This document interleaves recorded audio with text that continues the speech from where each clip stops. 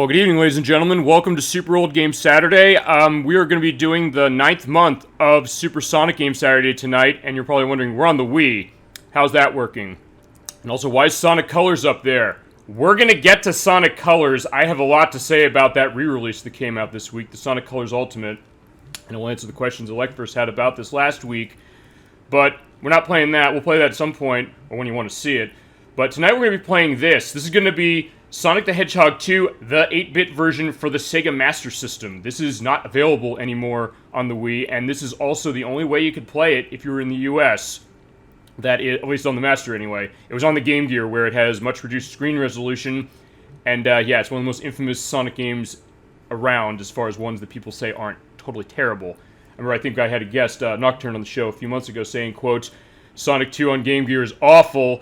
Yeah, if she's watching out there, yeah, this is the better version for sure, and as I mentioned, this never came out in the US on the Sega Master System, but yeah, we got that Game Gear version, which is what I grew up with, and what I'll go about with my discussions on this one, and the memories I have. But here's the thing, this is a short game, and I've been playing combined with the Game Gear version and this one, which you can't buy this anymore, because I've been playing it for so long, and I know how this is going to go, and it's pretty short. And this is actually probably going to be the shortest show we're going to have for probably another month, probably till the next Super Sonic Game Saturday entry for next month.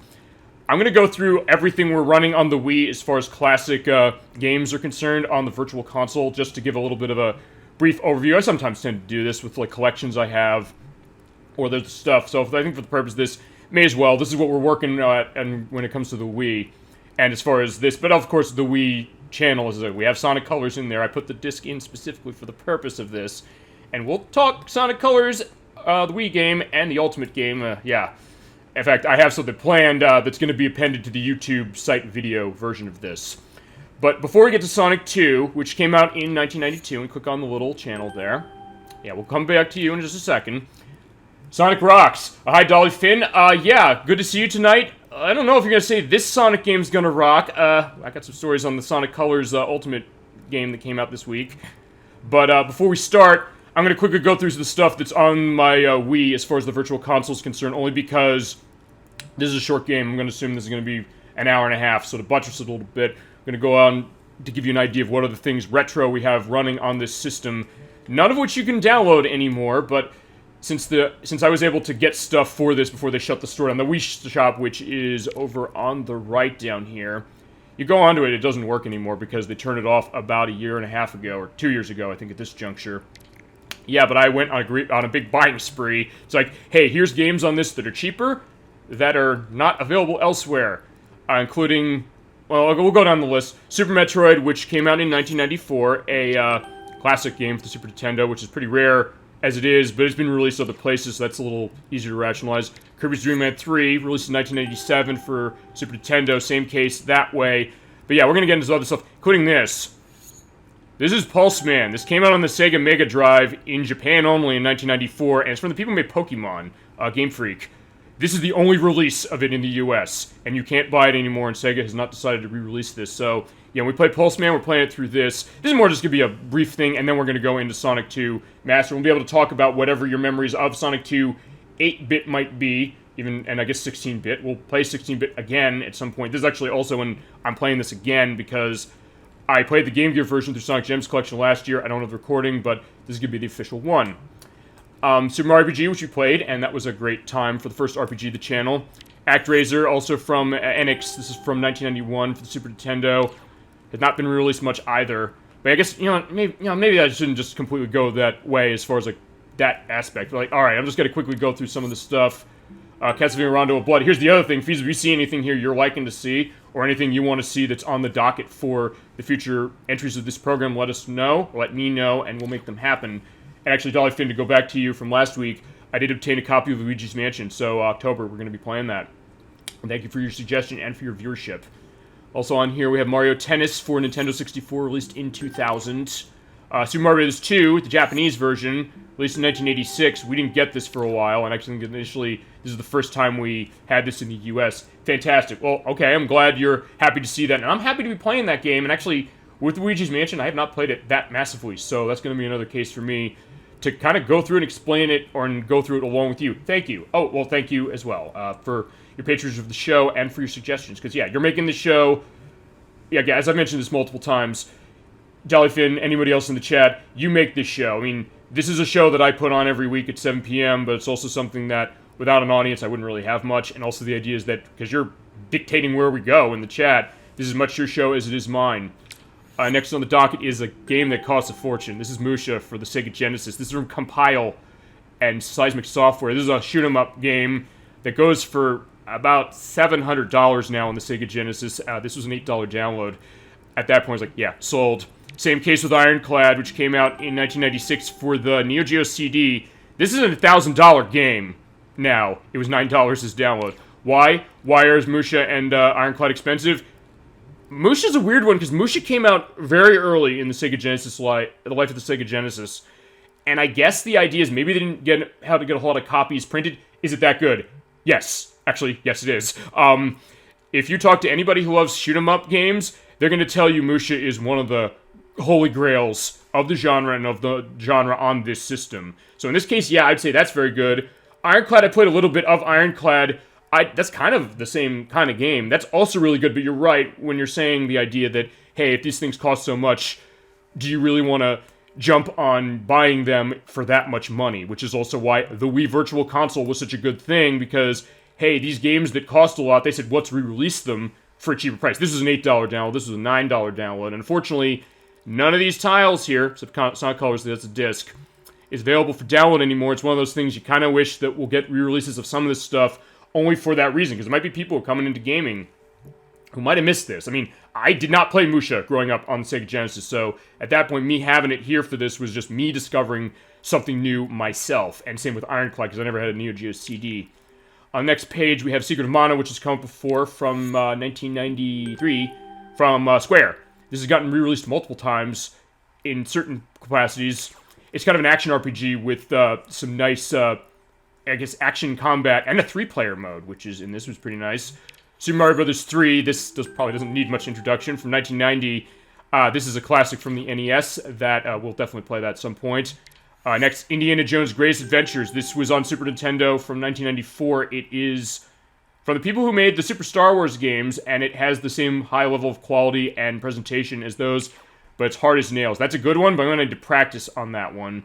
And same also with this next one, Lords of Thunder. This is another Holy Grail case. This was on the TurboGrafx CD. This is another one that costs a fortune if you're going for collecting this on the actual system. But this has been re-released in a couple other places. I have the TurboGrafx mini unit that has it, so we'd probably play it off of that, but I bought this before that release, so that was the case of that. Next, we have Alien Soldier, which is from Treasure. This came out in 1995. In Japan only. We didn't get this initially, and then they released it over here in this collection, and there's another collection, the Sega Genesis Classics, that has this. We're going to be running it through this because the emulation is spot on. And usually with the Virtual Console stuff, a lot of the stuff has been spot on emulation, because it's basically just taking the ROM of the original game and dumping it onto here. So you get the same aspect you used to play with that game. Especially something like this, Ghosts and Goblins from Capcom. I've not heard of many of these. Well, that's fine. I mean, don't worry about that. I mean, I appreciate that you're seeing these, and I guess here's the thing. I sometimes will say this. I'll expose people. I'll show people, like, hey, have you ever played this game? Sometimes they draw a blank. I oftentimes run into cases where you get the sense sometimes where I say to people something like that, I'm like, am I overwhelming them? Am I trying to say to them, you know, I'm better than you because I know what Ghosts and Goblins and Pulseman and Alien Soldier and Musha are, to which I say, no. And you know what? There are games people mention to me I've never heard of either. I think there's this one called Eternal Poison on PlayStation 2. I'd never heard of that until just this week when a coworker told me about it.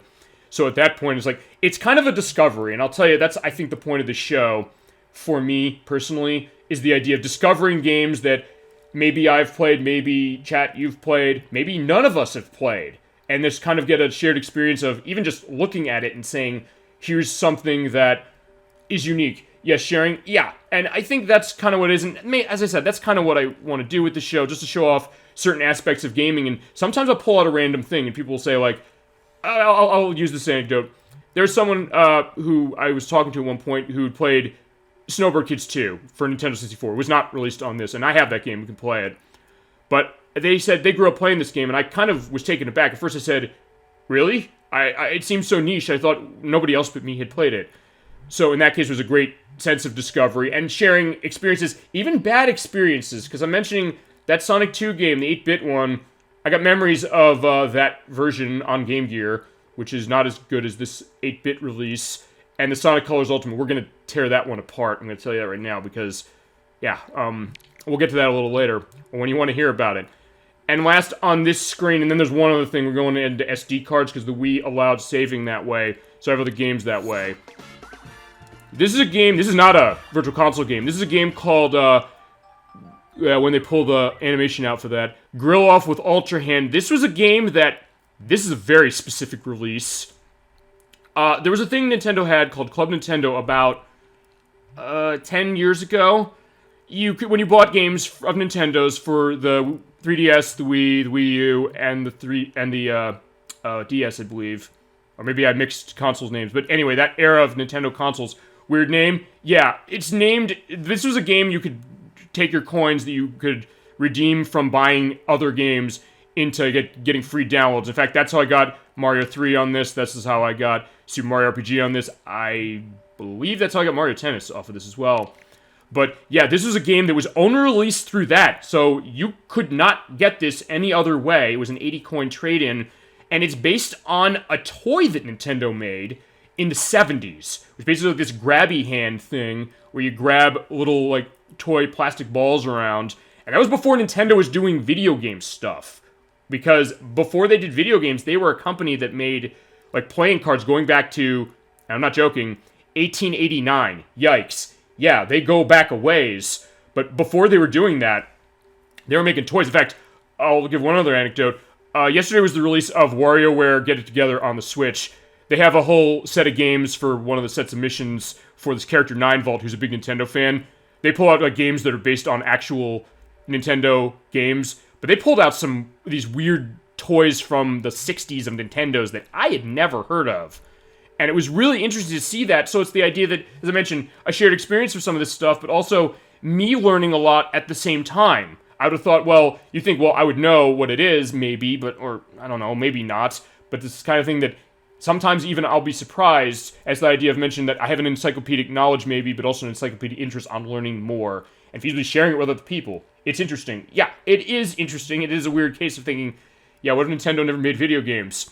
Yeah, what an idea that would be. But, yeah, before we go to that, we're almost done with the overview. This is going to be a brief thing because the game is so short. That's why I'm doing that.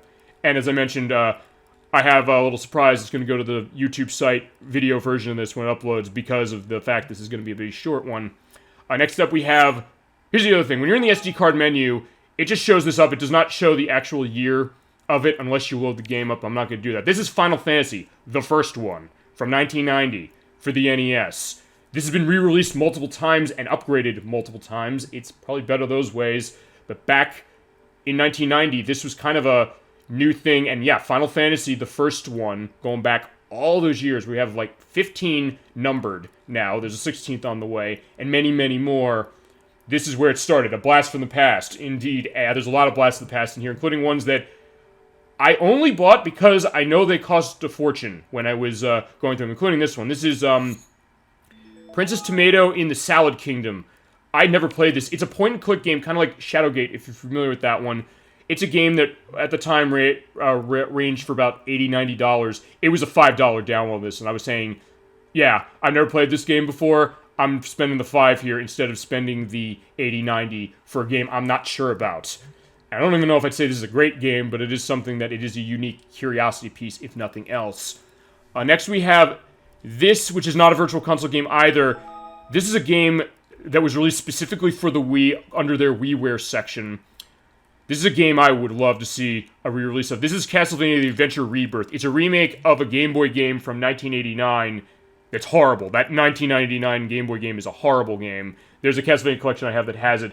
But in 2009, Konami had M2, who's done some great port jobs of certain things, make this new version of it, this remake, and it is amazing. It is the version of that game that I think we all wanted. It kind of echoes back to some of the Castlevania stuff that was on the Super Nintendo and the Genesis, and also with Castlevania Rondo of Blood that I had on the first page over there. This is a game I am wishing every single day that Konami released this again on, like, the Switch or something. Only because, again, you can't buy this game anymore. I know people who love Castlevania. I'm thinking, man, I would love for them to be able to get a chance to play this. So if nothing else, it's also going into the idea of, like, gaming preservation in some ways. Because a lot of this stuff is downloadable, and then, hey, when the servers go off, they're gone. So if you didn't get it, you're not getting it again unless they release it in another way. So that's another perspective, and it's a great game. And this is one I do want to do at some point. I might do this for next October. October is stacked as far as the Halloween stuff, but I might do Castlevania Rebirth then. But yeah, that's a great one. Next is Super Turk, and this is a franchise that was by Factor 5 before they did like Star Wars, Rogue Squadron, and stuff like that. It's like this weird platforming gravity thing. There are two versions. There's Super Turrican on Super Nintendo and Mega Turrican on the Sega Genesis. They both are really expensive in their original form, but they're actually gotten re-releases on the Switch recently. So you can feasibly get these now, but because they're expensive and I heard, hey, they're good, and I love Factor 5 stuff usually, I bought these right away. And I like the Mega Turrican in particular, just for how it plays in this kind of grungy Genesis style that it has. Next is a game that I've had a while. I actually have not played this that much. This is Ogre Battle March of the Black Queen. This was for the Super Nintendo. This was a strategy RPG of sorts, the first in a long run of games in this series. I think they only made 25,000 copies of on the Super Nintendo. That's another reason why it's expensive, although it's not as expensive as some of the other games I've talked about, even on that system. Cool name, yeah. And they also did port that for PlayStation under another name, I believe. But yeah, that's also a good one for when we do more RPGs, or when we, finish the RPGs that we're going to have on tap. In 2 weeks, we got Kingdom Hearts on Elect vs. Request, so get to that point then. Next is Super Adventure Island 2. This is a entry in the franchise by Hudson Soft about, I'm trying to remember the name of the character, not like Princess Tomato. Princess Tomato is a weird one. That is a very strange game. And oftentimes you're kind of just pointing, clicking, and doing things, and then you're just dying for weird reasons, in the same way that Shadowgate was. I think there was Hudson Soft who made this one. But yeah, it is a strange one. It's just, you think about, yeah, there's a name to that. I mean, maybe that's this idea of, like, why did Princess Tomato not take off, maybe? But then again, sometimes that idea of putting a game out that maybe they don't know how to approach it or sell it to people, but that was the name of the character in it. So maybe it made the most sense. But then there are probably people who are going to come to this on the YouTube site or now are going to say, like, oh my god, I love Princess Tomato. And I've run into cases of that with games that I'd never played. This, like, oh, I grew up playing some of this stuff. So you get that aspect going that way too. And in my case, understand something different or new. Yeah, Super Adventure Island 2, this is a different take than most of the other ones. This is like a Metroid kind of take on the Super Adventure Island game. This is another one's expensive. This is an awesome game. This was, I believe, Hudson Soft as well. Now think about it. If not, I'll correct in the video. This is a terrific game. Unfortunately, this has not been re-released much either, actually, at all. And it's also expensive, like in the $100 range. So I'm glad I picked that one up when we did. That's another one. The other theme is you're going to see games we can do in the future. Landstalker, we're going to do this eventually. This is a great isometric action RPG, kind of like Zelda, that I did not play growing up on the Genesis, but when I downloaded it on the Virtual Console here, and then Sega then started to re-release it, I said, where's this game been all my life? This is a masterful game, and one that I missed when I grew up. So that's sometimes what happens. You play games when you're growing up, or at a certain point, and then there's some that just pass you by, and then later on you come back to them and realize, yeah, I love this game, I wish I could have played it. This is a different case, though. This is one called Glay Lancer, and if you're wondering, like, the name of that, this is a Japanese game as well as a shoot 'em up, kind of in the same way that Lords of Thunder or Musha or Ironclad were.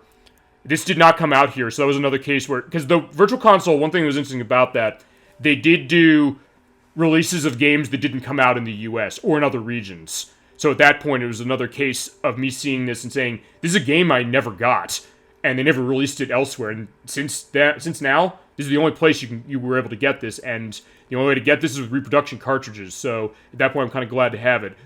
Ghoul Patrol, this is the sequel to Zombies Ate My Neighbors that not many people talk about. They talk about Zombies Ate My Neighbors all the time, but not so much this one. And actually, this was re-released recently on... there was like a LucasArts Classics collection that had this and Zombies Ate My Neighbors together that is on Switch, PS4, and Xbox One. I heard some weird stuff with the porting, and Ghoul Patrol is not a game that is as good as Zombies Ate My Neighbors or is, well-remembered. But it was a unique one, and another one that was expensive, so I bought it when I could. Next, we have Alex Kidd in Shinobi World. This is the fourth entry in the Alex Kidd franchise. The franchise was Sega's for the Sega Master System. This was before Sonic the Hedgehog was around. Is this kind of little monkey guy with the ears. If you go back to the Sonic and All-Stars Racing Transformed video we did, he's in that game. We played it to him and showed him off. But yeah, this was probably the best game in that series, I would think. Although there are some newer ones on the Switch that here are also really good. This is the only other Sega Master System I own. And all the Sega Master representation is actually on the screen here for the Wii. But that's an interesting one. Another short one we could do at some point. Here's another RPG. This is Ys, Book 1 and 2. It says Wise, but it's pronounced Ys. This was a game that was also kind of a niche thing. I didn't grow up with it, but then when I played it, I realized it's this kind of great, also action RPG that has terrific music. Because this was on the TurboGrafx CD, where they had CD quality sound for it, and it sounded terrific. It's also on the TurboGrafx Mini unit, and when I played it, I realized, yeah, this was awesome. It was another one that's expensive, so that's why I bought the Virtual Console release. And last page here are a couple other ones. Actually, the only other Virtual Console game right here is this one. This is Choaniki. This was a game from NCS. I'm trying to remember the company that made it. It's a fight shooter that has very strange imagery. A lot of, like, Japanese men with, like buff chests flying around shooting lasers. It's very strange. And it's also been released a couple times. But, yeah, this was also one that US did not get initially, and then it got ported to the TurboGrafx Mini, but, yeah, we might be able to show it off at some point, maybe as a, maybe what I should do is, at some point, do another fight shooter case and pull those shooters out of that. Sounds bizarre. It is bizarre. You have no idea, and there's other versions that were on other systems. I think there were ones on the PlayStation, the Saturn, that are even more strange and semi-risque, I'll put it that way, than even this one. But this was where it started. It was something different. It was something that was cheaper than importing a copy. I don't have a TurboGrafx 16 or a TurboGrafx CD in the case of the East game or with the Castlevania Ronald Blood. So in that case, that made the decision right there. And the other stuff I got are 3 WiiWare games, WarioWare Do-It-Yourself Showcase, which kind of goes with the fact that we had the WarioWare Get It Together game that came out yesterday. There was a version of this on 3D, or not on 3DS, it's on DS. That basically, it's a Wario game where you're able to make your own micro games, and this was kind of the companion piece to it, where you could take the games that you made on the DS game, use the Wi-Fi connection element, which you can still do with this. There's no online required, so it's still okay to do this, and play them on your TV and have some other extras. We definitely got to get into WarioWare at some point, and we will. I don't know if we'll start here, but there's some nice stuff to be had with that wonderful strangeness. Also, going back to the Castlevania Adventure Rebirth. We also have Contra Rebirth. This was also by M2 and Konami. I don't think this is based on a specific Contra game, but it is a different take on it that is terrific, and one that only got released on WiiWare, so you can't download it anymore. And same also with this one, which is Excitebike World Rally, which is a remake of the Excitebike game from NES, from the people who made Excite Truck and Excitebots, which are actually disc releases on the Wii, which are really a lot of fun. And this one's pretty fun, too. Very strange in some ways, and has some aspects of lack of content in some ways, but there's a nice style to it. Someone who loves Excitebike, yeah, it's definitely a worthy follow-up. And the other stuff is demos of Bit Trip Flux, which I think got ported elsewhere, Fluidity, which I believe got ported elsewhere, and World of Goo, which I know got ported elsewhere. And then this, which is a channel they had downloaded for The Legend of Zelda Skyward Sword that fixed a game-breaking bug in it. This is how they're patching Switch or Wii games before the days of patching everything. But yeah, with that, with me wasting about 25 minutes or going into an idea of what this is, let's get to the game I've been talking about as wanting to play, and this is going to be our Super Sonic Game Saturday entry for September. This is Sonic the Hedgehog 2, the 8-bit version. It is not the same as the 16-bit version we all know and love, and this came out about a month before that one. And we're going to see that right away with how the story's going. Fun. Sort of fun. We'll see. This is the best way to play this, but yeah. Remember Tails, Miles Tails Prower, Tails, or Sonic's best friend, was introduced in Sonic 2. This Sonic 2 first, where he's kidnapped by Dr. Robotnik. It's not like the other one where he's helping Sonic. This one, he got kidnapped. And we gotta save him, otherwise he's going to be murdered by Robotnik, and I'm not joking. If you get the bad ending of this game, it's heavily implied that Tails was killed by Robotnik as Sonic looks up at a starry sky, sees the memories of his old friend, and I guess we never saw Tails again. Yeah, this is the Sega Master System version. It was also on the Game Gear, which is how I played it. Jeez. Yeah, jeez. We're also going to get into this as well. This is going to the demo for a second. I'll go out of this in just a second, but I grew up with the Game Gear version of this because, as I mentioned, this did not come out in the US on the Sega Master System. What you're seeing on the screen right now, the Game Gear version, imagine if you took the screen resolution of this, or the screen size, you squished it down by about half or maybe a little over half of what you're seeing. So you're not seeing that life that's up at the top of those loops. You're barely seeing a whole lot of things. And considering how difficult this game can be, yeah, playing that on the Game Gear is quite a case. I remember, actually, it came bundled in with my Game Gear that I got as a Christmas gift. We also got Sonic Chaos along with it. We played that one more, but my brother was playing with this one with me, and we got to the first boss of this one, and after multiple game overs, he was saying, he came out and he just said flat out, and he was pretty young at the time when he was saying that, saying, quote, "This is impossible." And I was inclined to agree until I found out how to make it not impossible. But this version, just because of the screen size we're seeing, is going to make it a lot easier. So let's hit that start button, or the 2 button here. And we're going to the first zone. This is the underground zone. Yeah, we're not starting in a green hill area. Also, you're wondering why the screen has that outline, like the turquoise outline like that. That's part of how the emulation was for the Sega Master System for this. So yeah, that's how it's going to go. But yeah, like the other ones, or like the other 2D games, you're running around and rolling in a ball and jumping. But unlike Sonic 2, on the Sega Genesis, you do not have the spin dash, and my god, is it missed. Although, to be fair, this came out a month before that one, so yeah, if you wanted spin dash, you had to be playing the console version. In my case, I played this on the Game Gear, so that was my case as well. But yeah, you can also roll through the blocks there to go around where you need to go and kill the enemies and pick up the rings. As usual, 100 rings will get you a life, but unlike some of the other Sonic games you play, if you get to 100, it just goes back down to 0. So you get the life, but then you're at 0, and if you die when you have no rings, you're in trouble. Alright. Yeah, imagine playing this on the Game Gear with that screen resolution way lower where you can barely see anything. Although, even in some cases, yeah, I can't see down there. There's lava down there that is not visible, but... Oh, there you go. Yeah, that's what happens. When you grind on the lava, you lose your rings. Oh, shit. Alright.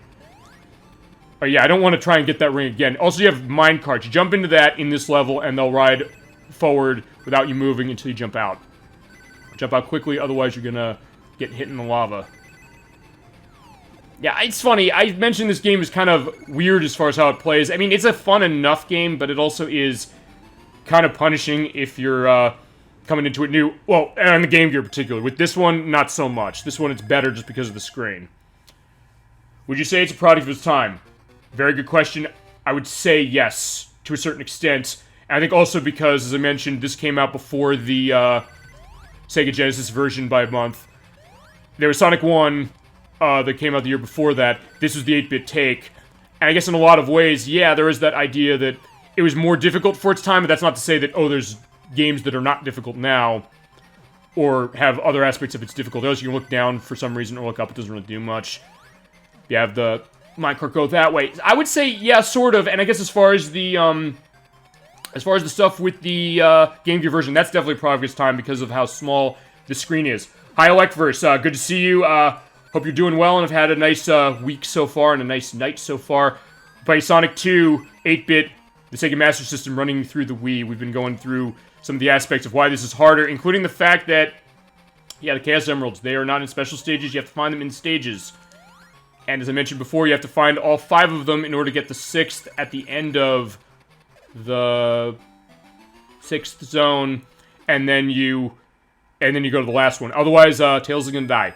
Also, if you hold the 2 button down like that, he's gonna do this piercing eat thing as it scrolls through the score faster. But yeah, that is where we're at, and we're gonna have some stuff to go about this, including the fact we're in the 3rd act of it, and we'll let the micro go away. Let me know, chat, any of your memories with this. Oh, I caught up with it. Okay, I never had that happen before.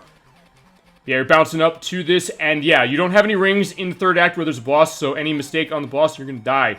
Also, Electverse, we were gonna get into the Sonic Colors Ultimate case, and there's gonna be an appendment to the YouTube version of this. But yeah, I fell in the lava on this. Robotnik, despite wanting the emeralds for Tails' safety, yeah, he saved me from dying, I guess, and dropped me up here. Yeah, this octopus, on Game Gear, the screen is extremely small, and that bouncing ball, you have to jump out of the way till it hits him. It bounces high and off the screen. You can barely move effectively on this hill. So it's insanely hard on that version. This is the boss that stymied my brother and I, and pretty much anybody who played the Game Gear version. I will say that right now. But on this, it's actually not hard at all. Including the fact you have this area of the hill there that was not there on the Genesis, or the Game Gear, I should say. And yeah, the last thing is that he'll slide down. In the Game Gear version, there's cases where another ball will drop and then Robotnik will come down to, you know, make that more hell on you.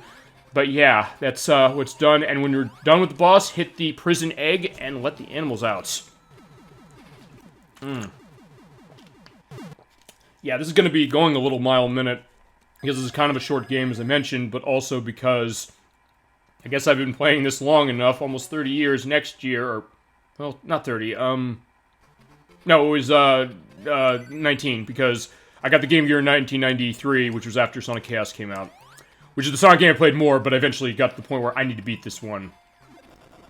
Yeah, we're in the Sky High Zone now, and we're going to see the hang gliders. Yeah, we saw in the picture there what that was all about.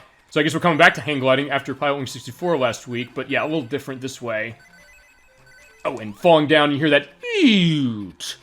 So you do get that idea of it, and that's also kind of how Sonic 1 on the Sega Master System was. We played the Game Gear version for that, because Sonic 1 was also released on the Wii's Virtual Console, but I didn't buy that one time. Also, you can come up here for a life. I have vague memories of this one. Yeah, I don't know if they're ones that are bad or good. Let me know what any of them might be, as vague as they may be. And we will go into them as we go along and see what's happening. I guess here's the question. Your vague memories, I'm going to assume they're with the Game Gear version, not with the Sega Master System version. I'd assume that only because, except for this Wii Virtual Console version, the Sega Master System version never came out of Europe or left Europe or Japan. Yeah, you roll down the hill. Here is the hang glider. You jump onto it, and you hit left or tap left rhythmically to kind of get yourself going a little higher. It's also a lot harder to do this on the Game Gear version because when you hit the top of the screen, you fall, and that's going to be a factor in the next stage. We have to go get the Chaos Emerald, and the Chaos Emeralds are always on the Act 2 of the zones. Keep that in mind.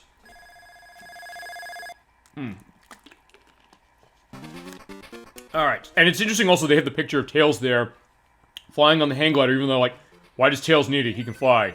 Maybe not forever, but anyway, here is the hang glider here. You just jump onto it, takes you up. On Game Gear, you can't hit the top of the screen or you'll just fall. On the Sega Master System, that's not a factor. So you have to, when you're playing this on Game Gear in order to get the Emerald, which is up here in the sky at the top of it, you have to follow the wind that blows you up very specifically and let yourself fall very specifically so you'll be brought up enough so you don't go out of the screen boundary. But in this one, that's not a factor. Just keep hitting left rhythmically and you're good. I'm going to actually jump off intentionally just so I can show the rest of the level down here. And show that cloud that you can bounce on that has a spring, but it's hard to tell which clouds you can hit. And yeah, there's spikes down here. That's the other reason it's hard to play this on the Game Gear. And why the Sega Master System version is better. I remember not liking it. Yeah, yeah, Nocturne was on this program when we did Sonic 1. Oh shit, no. That's the other thing, you can barely sometimes see where things are. She said, quote, Sonic 2 on Game Gear is awful. I was like, okay, I'm not thinking this is an awful game, but it is one that I think Dollyfin made it pretty abundant, or came up with a good, astute observation about it. In some ways, it's kind of a product of its time to a certain degree. Also, if you hit 2 accidentally like that, you fall and, okay, I died. Yeah, that's another reason why not to like it, because in a lot of cases, the spikes are hidden, and you can barely see it. And think about it on the Game Gear, it's even worse that way. But that's fine. Also, when you die, I believe you do get the Chaos Emerald. So in that case, since I already showed off the level, we're going to go up the top. We're going to hang glide our way out and make it a lot easier on ourselves. I will say this about this one. I do like the music of it. I think maybe the other thing also to go to the Game Gear version briefly is that we mentioned we did Sonic 1 Game Gear is that they changed the sprite set for that version. For, I missed that too. Yeah, that is up on the YouTube site as far as Sonic 1 Game Gear. But also, the idea of that one is they changed the... Oh, okay, I'm glad I went up there, because... Alright, so if you die, you lose the Chaos Emerald, you have to go get it again. But alright, we got it. But yeah, in that version, they changed the sprite set of Sonic, so it's smaller to fit for the Game Gear's smaller screen. In this one, they didn't. This one, they kept it the same as you're seeing here, so it made it a lot harder to play.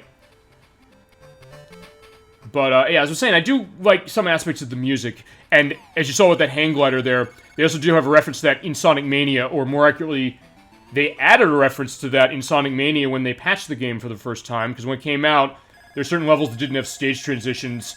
For the stage transition from Flying Battery Zone to Press Garden Zone, they added in those hang gliders there, and you took that to get to the next level. So, a little nice touch for the Sega fans. There's also a lot of Game Gear referencing to that Sonic Mania game on top of all the other referencing it has. But yeah, we're in Act 3. We have no rings again. Come up to the boss, which is this bird. Yeah, we're also not going to run into Robotnik quite yet. But we have his robot things, including these things that were also in Sonic Chaos, the game that came out after that, which was by the same developers as this. It was, I believe, Aspect Company that made this, who also made Tails Adventure that we played a couple months ago. Yeah, in this case, just hit them without getting hit. It can sometimes be easy to hit them, but destroy the eggs, and then hit the bird, but don't hit the fire, you die. Yeah, imagine this on the Game Gear, but again, I will say this actually is not as hard a boss as the first one on the Game Gear version. It's just that when you bounce back, sometimes hit the fire, but, yeah, if you're careful, you can handle that no problem. Alright, let's see. Okay, I sort of explained this boss, oh, yeah, you know what? I think might be now as good a time as any to get into this, because this is going to be a big part of when I do the editing on this part, or the show tonight, and put it on the YouTube site. Let's talk about Sonic Colors Ultimate. It just came out a couple days ago for the PS4, the Xbox One, the Switch, and the PC. Electris, you brought up last week a couple of concerns about that game, saying, hey, people are saying it's not very good based on the early access they had of it, particularly the Switch version with all the bugs and glitches it had. Oh. Okay, in this case, I'm kind of glad I'm dying, so I get to keep talking about that specifically. I bought the Xbox One version. You were saying about the thing with the tail saves is going to destroy the difficulty, and also the fact that there's no lives in that, or there's it's infinite continues, or infinite lives. You just go back to the checkpoint when you die, or you get pulled back from a pit. Let me tell you, my friend, that is the least of that version's worries. That game is kind of a disaster, even on the Xbox One. You're thinking like, okay, Switch, fine, because no Sonic game on the Switch has ever been, you know, managed correctly. And if you want to fight me on that, be my guest. I'm going to win that fight, though, with all due respect. But you'd think that on the Xbox One, PS4, it would not have glitches. Oh my god, it's unbelievable. How many things are wrong with that game? There's issues with frame rate just stopping. The loading of when I first booted it up, it takes over 2 minutes to load the first level. That's longer than anything in Sonic 06. That's longer than anything in Sonic Boom Rise of Lyric. That's longer than anything in any of the other Sonic games with bad loading. There's glitches of me clipping through things. The sounds cut out. The music just doesn't play in some cases. There's button lag for the menus. When you're going down and moving down to the customization menu, and you're scrolling through it, you press down on the D-pad or the analog stick, you end up waiting for 10 seconds for it to go down to the next selection. And I'm playing on the Xbox One X. You'd think that console should be able to handle that game no problem. And from what I understand, it handles better on the PS5 and the Series X, but yeah, it is unbelievably bad. I'm thinking, people saying they're going to patch the Switch version, of course they do, but on Xbox One, PS4, oh my god, it is... I can't believe how much of a disaster it's been. By the way, we're in Aqua Lake. This is the water area. You kind of be able to roll across and skip across the water, which I do like the Game Gear versions of Sonic games doing that. Just roll across it and skip that way. But, yeah, that is a mess. So I would say, if you're going to be thinking of buying Sonic Colors Ultimate, I would say no, don't. Like first you tried to warn me. You said I'm not buying it because I feel like it's an inferior version. You were right. But I was thinking at least the Xbox One version would be okay, because the Xbox One handled the other recent Sonic games no problem. I would have thought this one, but no. I mean, maybe they'll make it better with patching it, but even then, it's like... Oh, and one other thing, when you're running around, even though it's a 60 FPS frame rate, it sometimes just stops and stutters. And here's the other reason that I'm going to have an appendage of this video on the YouTube site. By the way, in this act, you have... Oh, you're entirely underwater, I forgot. Also, there's the speed shoes, which... are only in this version. They're not in the Game Gear version, but go back to that. I've been comparing the Wii version constantly, back and forth the other day, between that Xbox One release for the Ultimate game. I was taking the captures of that game constantly, of all these weird things I saw. I'm going to take all those things I saw, I'm going to put them to the video on this one. It goes to the YouTube site, just to show you how much of a mess that game is. But, yeah, I am kind of shocked about it. Although, from what I understand, I think maybe part of it is because... Okay, I'm gonna drown. Like the other Sonic games, you have to wait for air bubbles to come up, and if you don't get them in time, you drown. But, I'm gonna be good. But, yeah, I'm gonna say this about that. It just seems as if... The thing about that game that I did not know... Also, you have bubbles, by the way, before I tell that. When you come into these, this is actually where the bubbles from Sonic Mania came from. You hold up and down, up to go faster and down to go slower, and if you hit the ceiling or a wall, you fall out. But yeah, from what I understand about that Sonic Colors Ultimate, apparently Sega does not have the source code of Sonic Colors anymore for the Wii, which is shocking to me, because I'd have thought, oh, it's not that old of a game for them to have that happening, but apparently they don't, and apparently it was the developers who made this, it was Blind Squirrel Games who did the job for this, and then they did the Mass Effect Definitive Edition, came out a few months ago. But from what I understand, they had to pretty much rebuild that entire game from scratch, kind of like the Silent Hill HD collection. If you know anything about that collection, you know how much of a train wreck that was. Another case where they had to build it from scratch, pretty much.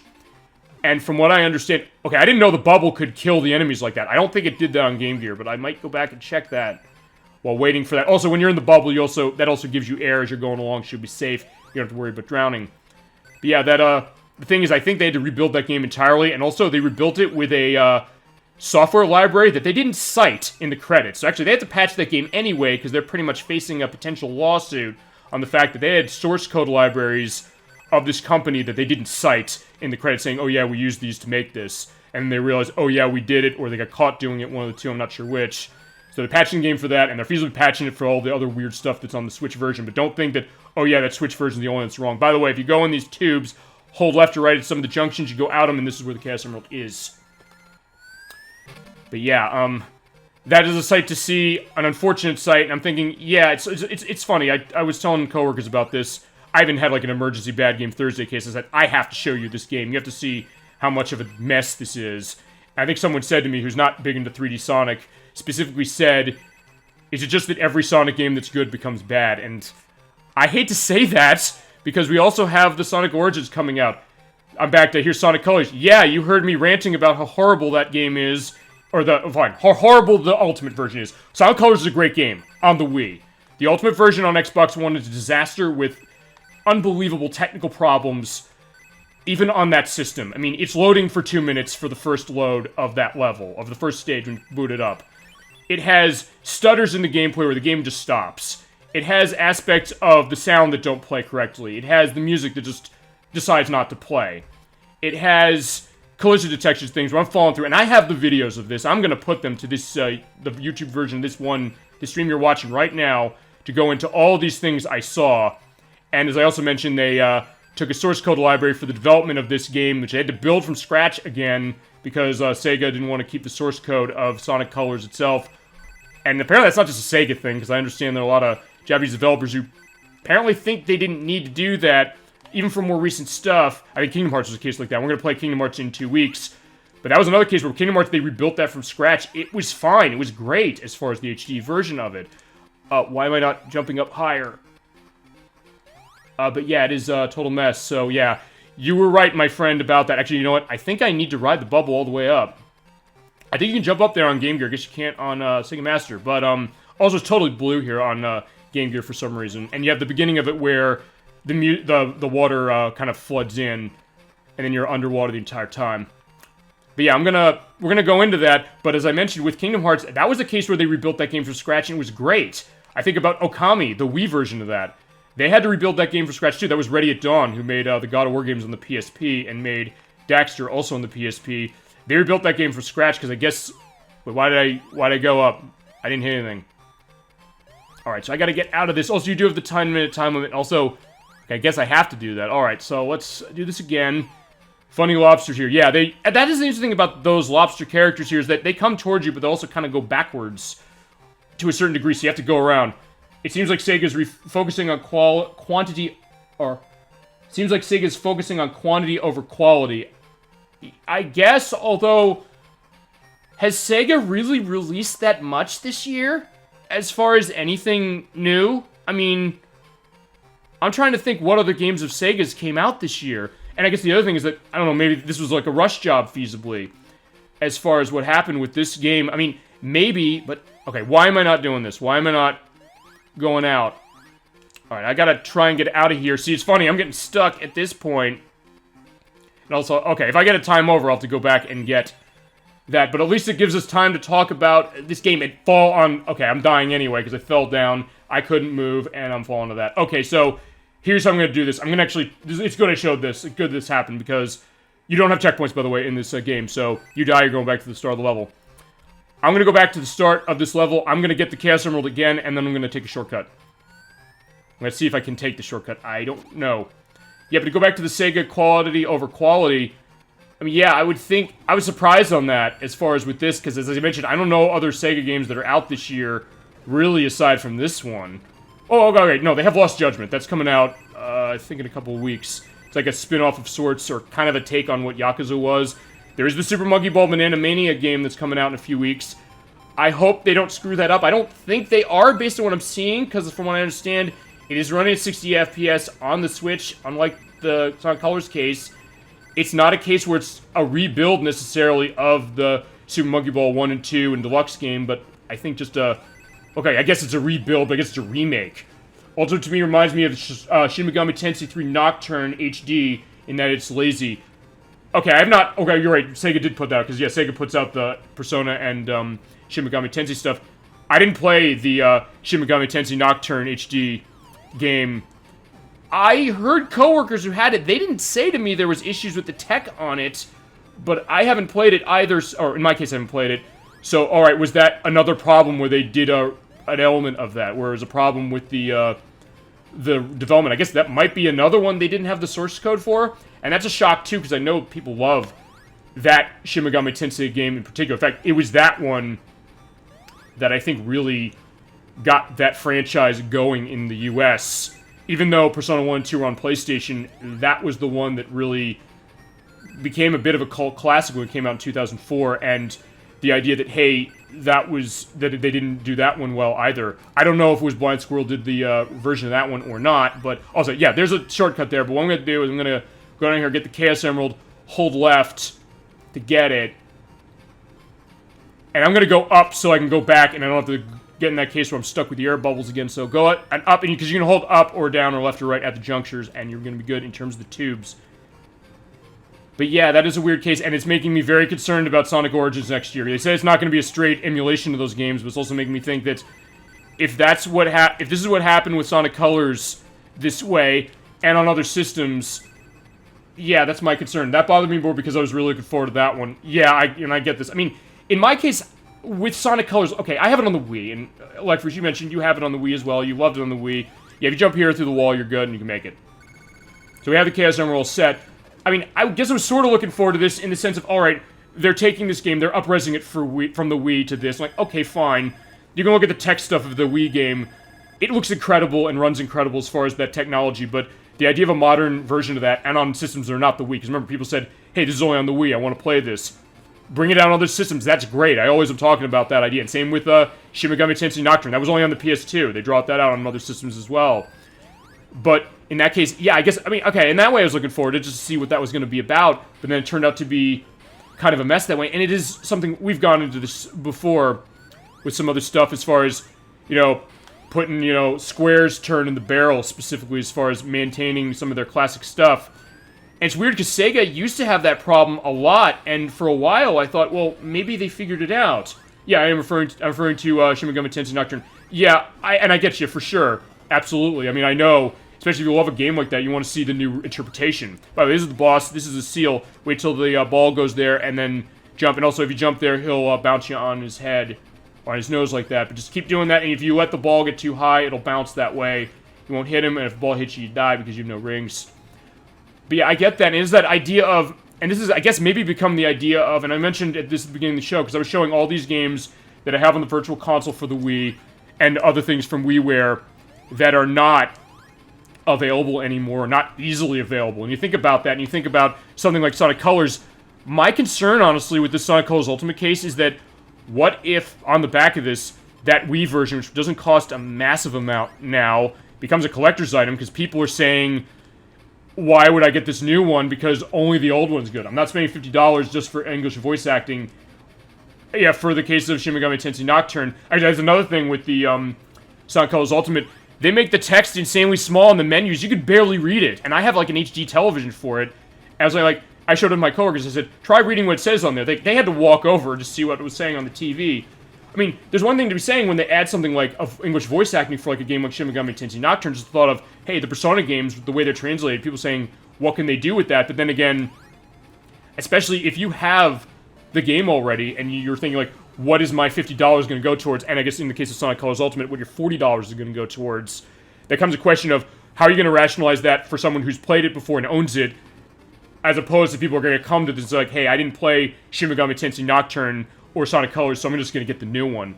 But yeah, and so in that case, thank you for letting me know. So I think in that case, I'm going to buy, when I get to getting Shin Megami Tensei Nocturne, I'm going to buy it on the PS2, because this doesn't cost a fortune, surprisingly. At least not anymore, it doesn't. And also is on the PS3 as a download for PS Classic, I believe. We are in Green Hills Zone, and if this music sounds a little familiar, yeah, this is You Can Do Anything from Sonic CD, which was in development at the same time this game was around. But yeah, this is the Green Hill area. Yeah, this is the 4th zone, not the 3rd one. But see, I told you this game was going to go a mile a minute, and most of this is going to be the discussion on, I guess on the Sonic Colors thing, on the Shin Megami Tensei Nocturne element, and I guess the idea of classic game re-releases, because, yeah, Dollyfin, let's go back to this. You were mentioning early on saying, or you mentioned it a couple weeks ago when I was playing something, saying that I'm a gamer now, or this show helped that, or I'm seeing things that I'm kind of curious about, or things that I would want to get that I don't have. And it might be the case of they're already dropping the price of Sonic Colors Local Walmart. Yeah, let me tell you that story too. They dropped the price of it at Amazon the day it came out, and in fact, I got an email the next morning saying, we cut the price by $6, we're refunding you $6 for this because you have the price of the pre-order guarantee of saying you're getting it cheaper now. So I'm almost wondering if maybe Sega knew, although this is the other weird case, because Sega, they gave, because last week when you said people are talking about it and they're saying like they're slamming on it, I didn't remember when you mentioned that. I looked later and I remember this. They gave people early access to that game.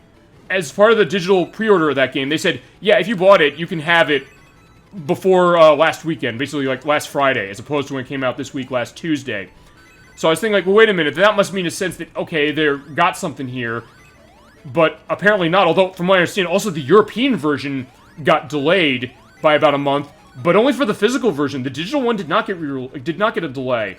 So it's another weird case, but just go back to what I was saying, or mentioning that, Dollyfin, you were mentioning the idea of having a game that, like, hey, I might not have a system this is on, like for example, Sonic Colors, if you don't have a Wii, I don't know if you don't have a Wii, let me know if that's the case or not, if I'm wrong about that, but say, you're saying, hey, I heard Sonic Colors is a great game on the Wii, maybe I show it off on a show at some point.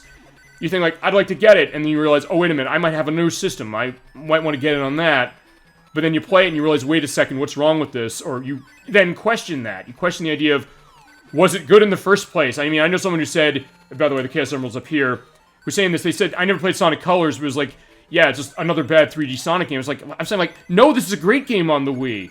And I had another coworker to back me up on that, saying, like, I love that. By the way, you can also get pictures on the panels there. I usually get Robotnik, you get the ring, you get 10 rings, you get Sonic, you get a life, and if you get Tails, good luck getting that, it rarely ever happens, you get to continue. And you also get to continue each time you get a Chaos Emerald, so there's that. But yeah, if you're saying you're coming to this game and you have a version like that, it probably cloud people's judgment or drive the price up of the original one that people really like. And it's something that can be very disconcerting, because that idea of, you know, Sega has had issues sometimes of maintaining their classics properly, but then there's been cases where they do a great job of it. So it's the kind of thing where you're thinking, yeah, what happened with this one, number one, and roll off there and be careful because there's pits of spikes down there and you can't see where those are, and yeah, I died. Yeah, so I already knew that, just looking at that, because I played it so much, and again, imagine the Game Gear version, where you can't even see that much. But yeah, I mean, it goes to that question of game preservation and the idea of keeping it for future generations, and, okay, you know what, okay, it looked like on that, I stopped, I'll answer that in a minute, Ruckverse, I stopped, I looked at that, it looked like I hit the spikes, but didn't get hurt, but okay, I didn't. The fact that this is a 30 FPS frame rate on the Switch is unacceptable. For a Wii game, yeah, or for a remake of a Wii game, or a remaster of a Wii game, I would say yes. Although, I will say this, if it was a stable 30 FPS, the way the Wii version mostly is, that was one thing, because we played Sonic Adventure last month for Super Sonic Game Saturday, and what did I say? I was constantly saying, I like it on the Dreamcast because it slows down more on the systems of 60 FPS. And also, here's the boss, this pig guy. He turns into a rock. Don't hit the rock when it happens. Just wait till he hits the side and hit him again before he does that stumble, and there you go. And he also does the jump. But yeah, I'll say this because I was saying, hey, it's 30 FPS on the Dreamcast as opposed to 60 on everything else, but it's more consistent with that 30 than it is with the 60, particularly on the GameCube as far as Sonic Adventure is concerned. It's even stable, it's still not acceptable. On the newer system, I would say that, I'd say, like, if it was more stable, I mean, as I said, I have the 60 FPS version, and it's, in some ways, I think it's worse on the Xbox One and the PS4, because it's not that it's not stable, it's just that it kind of stops. At least on the Switch, it doesn't do that. At least I'm not seeing it do that. And weird enough, I think it's worse when I connect it online with the Xbox One, which they want you to be connected on that console all the time. So it's very weird that way. And also, the next-gen systems, the Xbox Series X and X, and the PS5 apparently run this thing decent. I'm thinking, like, wait a minute. Why am I being penalized because I can't find a Xbox One X or Xbox Series X? I would expect games that perform differently in different systems. Yeah, I mean, sometimes it's a tech reason, and we're in Gimmick Mountain. Interesting. Well, thank you. Gimmick Mountain, by the way, you have these little circling, wheels. You spin around when you jump on. You hold right all the way like that. You go spinning faster, and insert the Sonic Heroes quote of, "Whoa, I'm getting..." No, it's no, that's "Whoa, I'm getting dizzy." Well, actually, that's Sonic Heroes and Shadow the Hedgehog. Another interesting one, though, like first, because you probably know the idea of this. Sonic Colors or Sonic Heroes on the PS2 runs horribly compared to it on the Xbox and the GameCube. And you're saying, how the hell do you stay on there? How the heck do you stay on there? You just jump.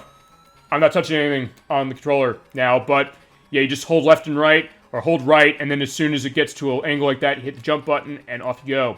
That's how you stay on. But yeah, to go back to Sonic Heroes again, that was, and this will answer your question, Dolly Finn, about that, which is that the PlayStation 2 is different as far as how the system is designed. So with Sonic Heroes, Sega utilized the Renderware engine, which is, interestingly enough, the engine that ran the Burnout games. It ran the Grand Theft Auto games. It was actually developed by Criterion Games, who made Burnout and Black and some other stuff. But yeah, they utilized that for all versions of the game, but on the PS2, there's something about the way that architecture was that it did not port well on PlayStation 2, which is strange because Burnout and Grand Theft Auto run pretty well on the PS2 compared to something like that, and also the scope of it as well, as far as that being bigger games for both of those, generally. But yeah, that was another case of it's on another system, it's 30 on the PS2, and the idea is like, it's unacceptable. Well, it is unacceptable because you think of something like, then God of War is a, also I took a master shortcut, but actually I didn't really, because I have to hit the spikes, or I have to go over with the cart, because when you go over the cart, the spikes, they break. But, yeah, so in that case, I can sort of understand the differences of a system, but then again, especially nowadays, like, they're remaking a Wii game. I mean, and that's the other thing, because The Legend of Zelda Skyward Sword, my coworkers have been playing that, the Switch version specifically, for quite a bit of time now, since it came out 2 months ago. That's a 60 FPS game. They remade that. It looks great, and the Switch can handle it. And that goes to the question of the power of the system. So, I mean, Sonic Colors is not a game that's really taxing the Switch, or shouldn't be a game that's taxing the Switch that much, or even the other systems it's on. So in that case, I agree with what Legfors was saying, like, that's not acceptable as that idea, but there's like, it was stable, maybe, but it was like, well, for something like that, no. I mean, I'll say this, I mean, let's go into this topic. Impossible porting. The idea of there's games that are so powerful on the system they come from, they port it to a less powerful system. The idea of what do they do to handle that? Switch, I can think of 3 examples where they do it pretty brilliantly. Doom, the 2016 one, Doom Eternal, which just came out last year, and The Witcher 3. Those are games that run and look incredibly on the Xbox One, PS4, and the PC that they're on. They put them to Switch. They do have a frame rate cut, admittingly, 30 FPS on both of those, whereas it was 60 for the Doom games. I don't think it was a full 60 on The Witcher 3's case. But that's a tech thing, you're realizing, okay, these are massive games. Like, Doom is a game that has an insane level of speed and element of enemies on screen. The Witcher 3 is an open-world game. So at that point, I'm thinking, you know, I get the idea they're not running at 60 for those systems, but they run brilliantly for what the tech of the system is. Because here's the thing, the Switch is not a system as powerful as the Xbox One or PS4, but that doesn't mean, see, that's not an excuse, though, and that's where I think Legfors and I are getting at. That is not an excuse to be saying, oh, by the way, this means, oh, shit! Oh, crap. Uh-oh. I, just realized I made a big mistake. I went through Act 2 without getting that Chaos Emerald. Okay, alright, here, okay, we're gonna double or play one way. You know what?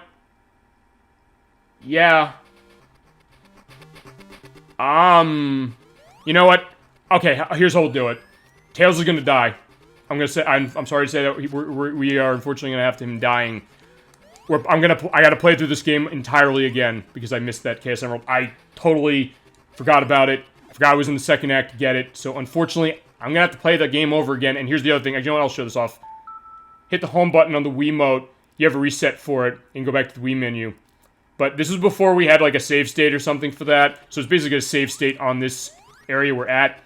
So, yeah, I'm gonna have to play the game again. But, look, I'm not even an hour in on playing the game alone. I mean, I started 25 minutes in.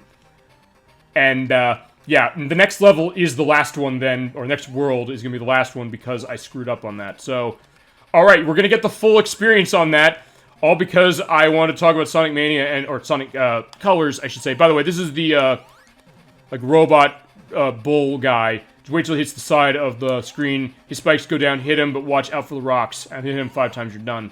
Or you kill him. But yeah, we're gonna play this game a second time, by my, non-intention. But, alright. But either way, that's fine. I mean, I'm okay with it. And sometimes, I mean, I guess that's... Oh, yeah, it was, weird. Also, I think you can also... Yeah, you can roll into him in front and, hit him that way, which actually I never knew you could do until... Actually, just a couple years ago. Yeah, maybe it takes more hits than I thought. Yeah, you go, come on. Oh, no, you know what? I'll let him just hit the wall. Alright, there we go. Alright, we got him, but, yeah, okay, this is actually maybe the first time that I got so into the discussion that way that I forgot this, although that's fine, because as I mentioned, that's the point of the show. The point of this show is a discussion that we're going to have, discussion you, chat, want to have, the things you want to get into, and so in that way it works, and as I said, it kind of makes sense for this game, because I could show you what happened, and when this goes on the YouTube side, I'm going to do what I did with Shadow the Hedgehog.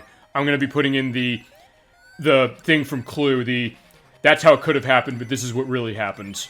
So in that case, that's how we're going to go when it goes up on the YouTube site that way, and also, I'll play it another time. This is the Scrambled Egg Zone. This is the last zone in the game if, like me, you don't get all the Chaos Emeralds. Actually, alright, I'm also kind of glad I showed that off as well, because when I grew up playing this game on the Game Gear, I didn't know you had to get all the Chaos Emeralds. Okay, the manual tells you need to, but I never could find them.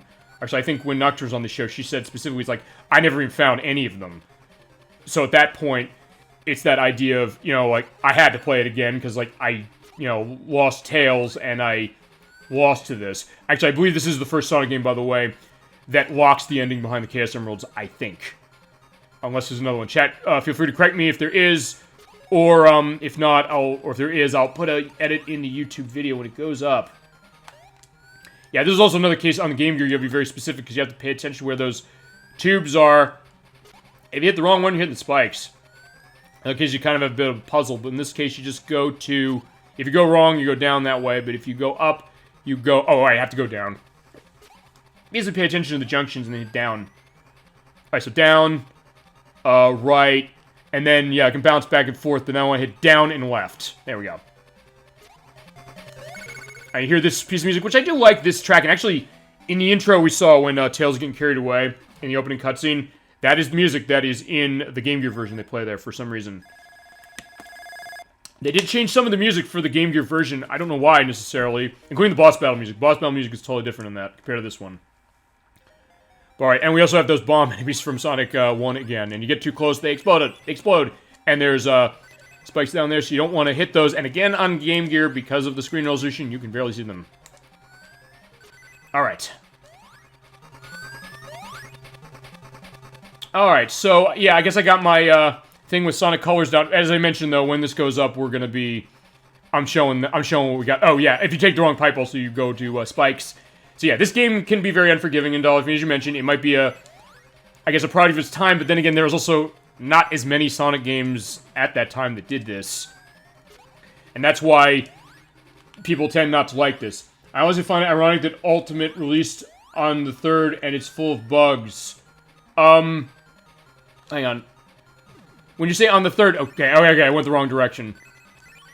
Okay, well, yeah, you're right, it did release on the 3rd, because it released, Yeah, released as far as early access on the 3rd, and came out boxed for me on the 7th. It's full of bugs. There's a reference to there I'm missing. I'm sorry. Eliminate me. I'll remember it then, and I'll be like, oh yeah, I'll kick myself, or I'll put an edit in the video when it goes in the YouTube site again. And I keep saying that, don't I? But that's the point of this. I do that, so there you go. But it is very strange why they did that and why it turned out that way, too.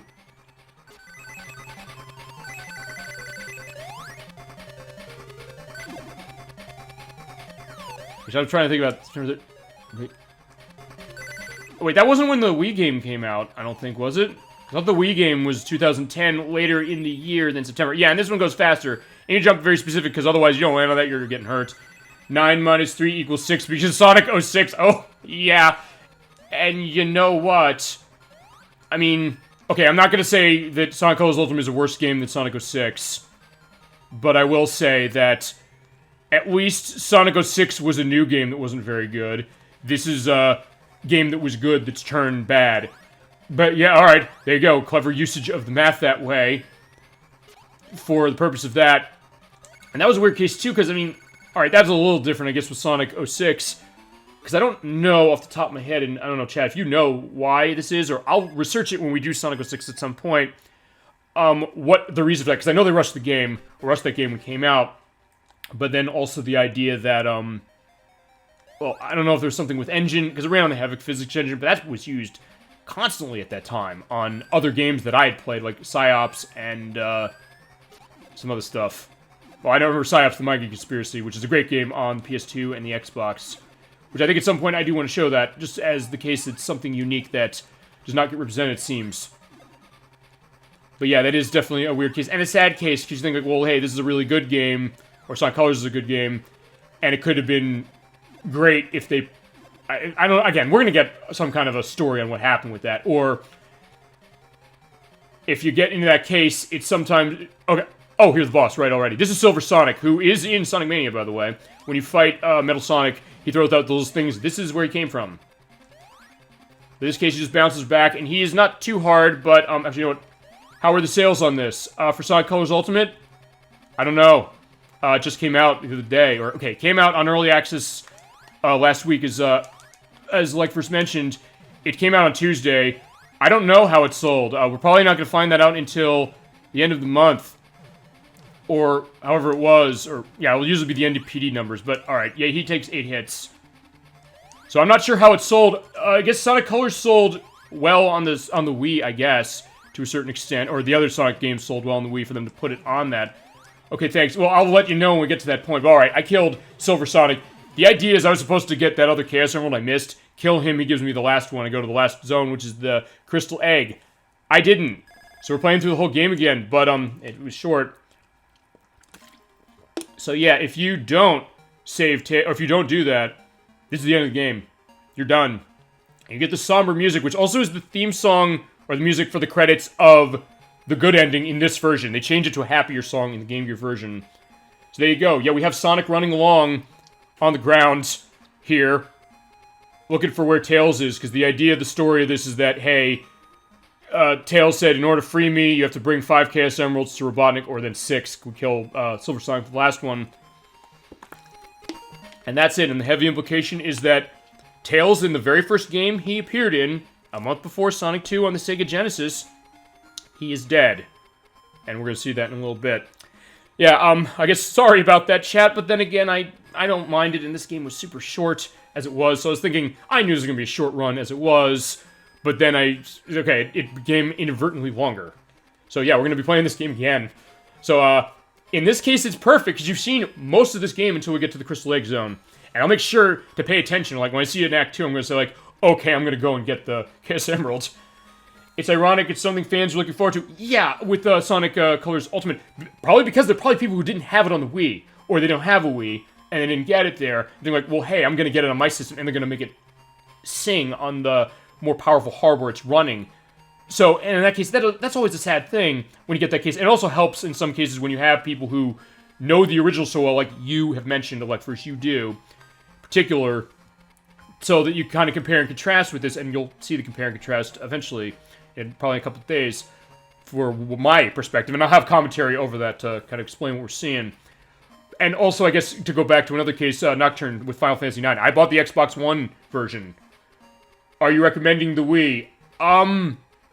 For classic gaming purposes, yes. The thing about that, yeah, no, Electverse agrees, yes.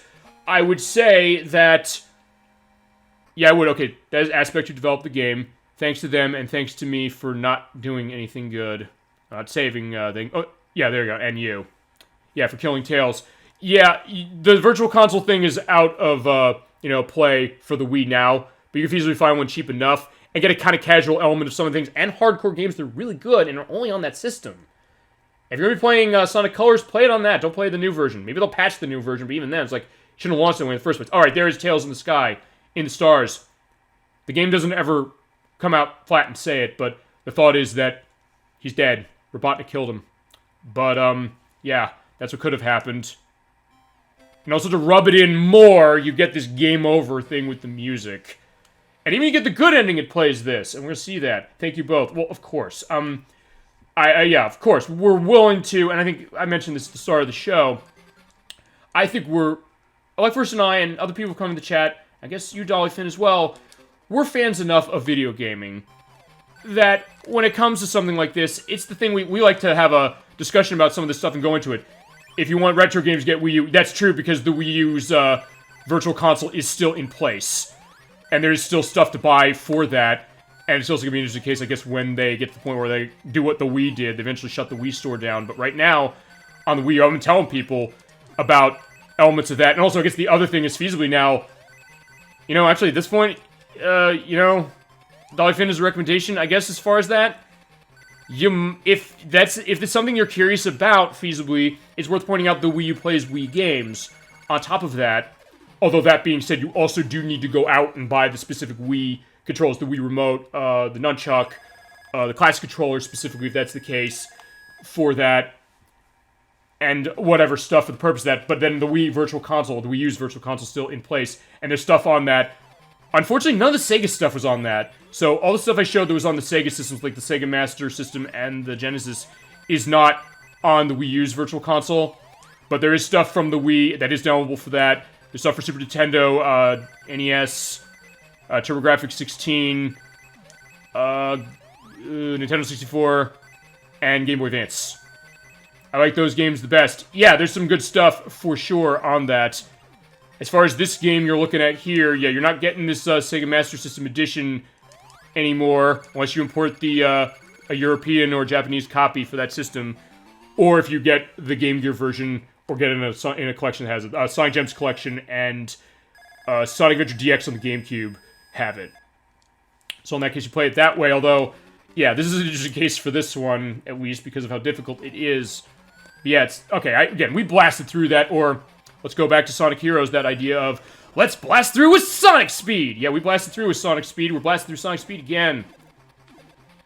So, yeah, but in that case, since I have the whole game to play until we get to the Crystal Egg Zone, let me know whatever things you want to talk about anything gaming, anything Sonic, anything as far as what we're going into, because I'm liking this. And I mentioned this because, I'll say this. What do you think of the Game Boy stuff that's coming to Switch? I want Nintendo to actually pull the trigger on that, number one, because, like, yeah, I'd love to see them do that, because it helps what Dolly Finn's mentioning. She's saying, or she, I don't know. I'm not sure. Correct me if that's not right. I'm not sure. Sometimes I look at the name and think, like, well, maybe I'll get a sense, but okay, I'm not going to assume it's wrong of me to do that, but yeah, tell me whatever that is. But, Dolly Finn, you've mentioned there's some games like, hey, I want to have an access to this. Well, the Nintendo Switch Online stuff for the Super Nintendo and NES already, you have access to stuff with the online subscription that goes with it for those systems, so the idea of having that for Game Boy, and having games that maybe you didn't play, and there's stuff up there I haven't played. I mean, they've been putting out stuff that I missed on Super Nintendo, stuff like the Ignition Factor and Claymates, and what was one of the other ones? I think it was Magical Drop 3, I think it was up there, amongst some other stuff that I had never played, or they didn't release it here. So at that point they said, oh, we're releasing this here for you that way. So in that way, you get that option, you get the ability of being able to retain gaming for future generations, because I get that's the thought of it, and this year we had that happening with the idea that Sony was thinking about shutting down their online stores, and the thought that, hey, there's games on that have not been released other places. And for companies, they recently, I guess, have thought we can't do or make financial sense of that, unfortunately, which is sad as a gamer, because, like, well, hey, it's easy for me to sit here, us to say that. I love this conversation. I'm glad, and I appreciate you coming in for that and adding to it. So, I guess that's maybe what sets this show apart, because I'll say this, I actually got home from... Uh-oh, what the hell happened? Uh-oh.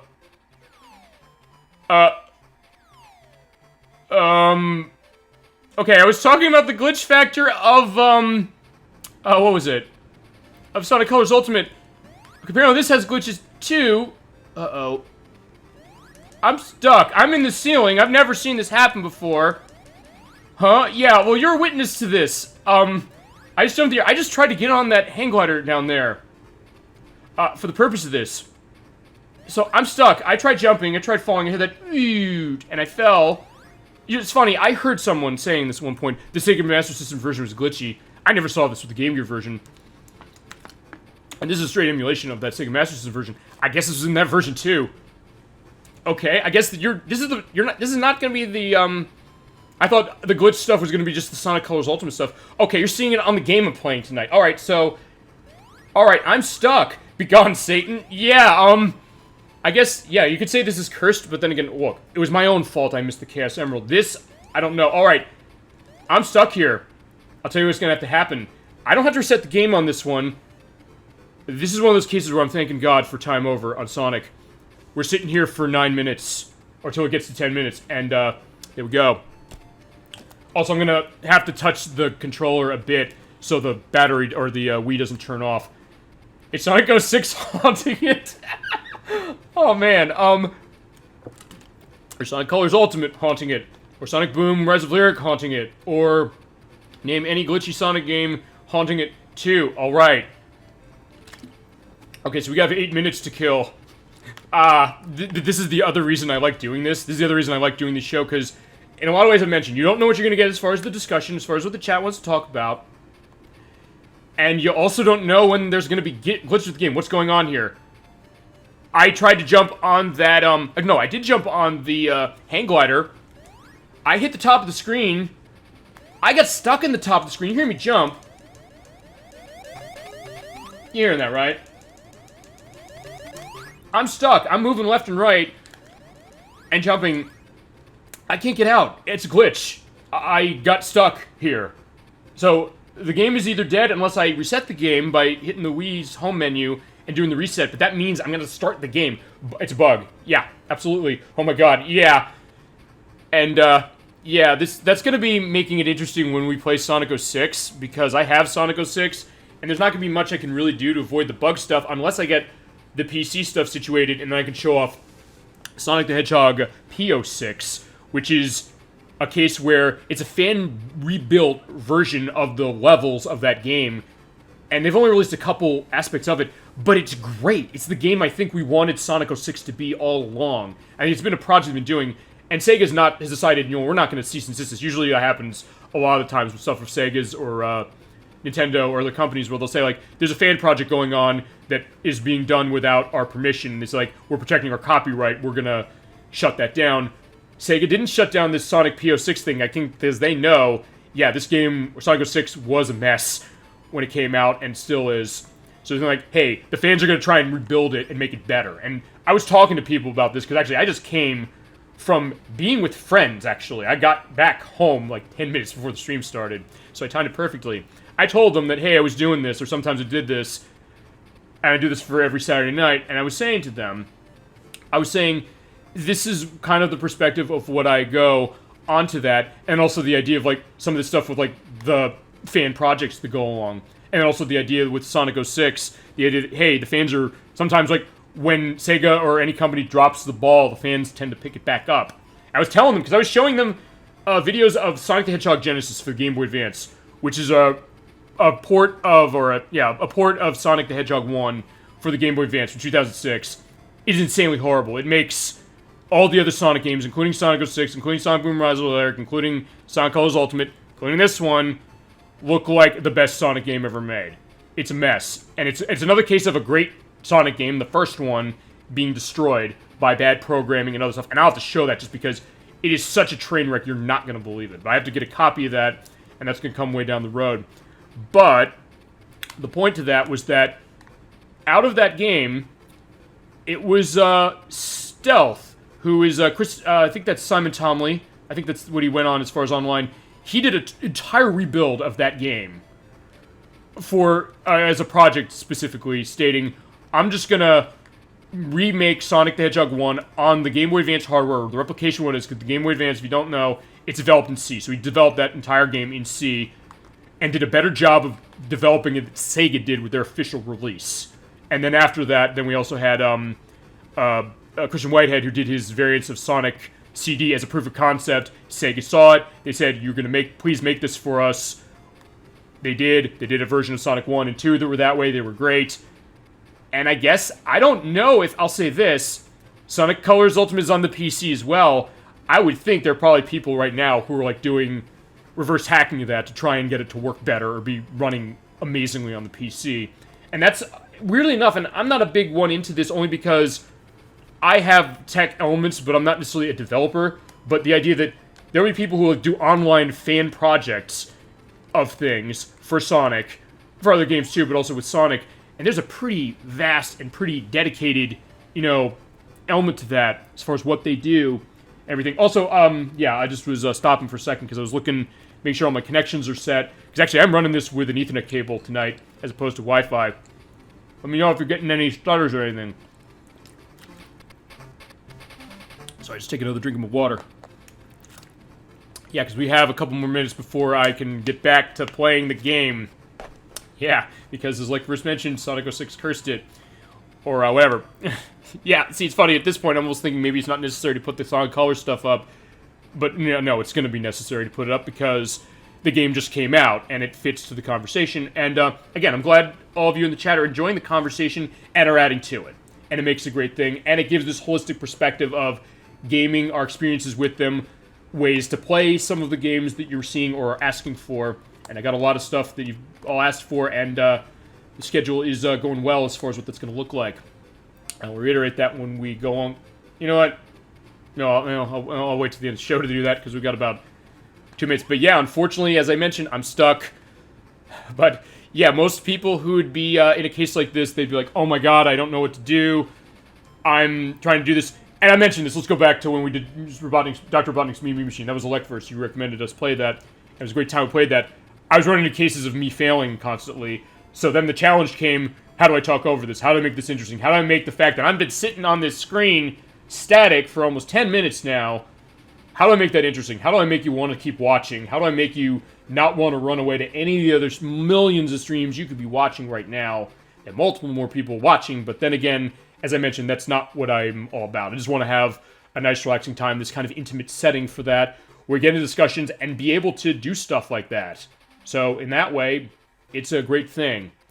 But yeah, it's like sometimes hey, you sometimes have to think on your feet. I've said to people, some people say like, "Hey, I don't know if I could do this. Either I want to do it for fun or I want to get paid."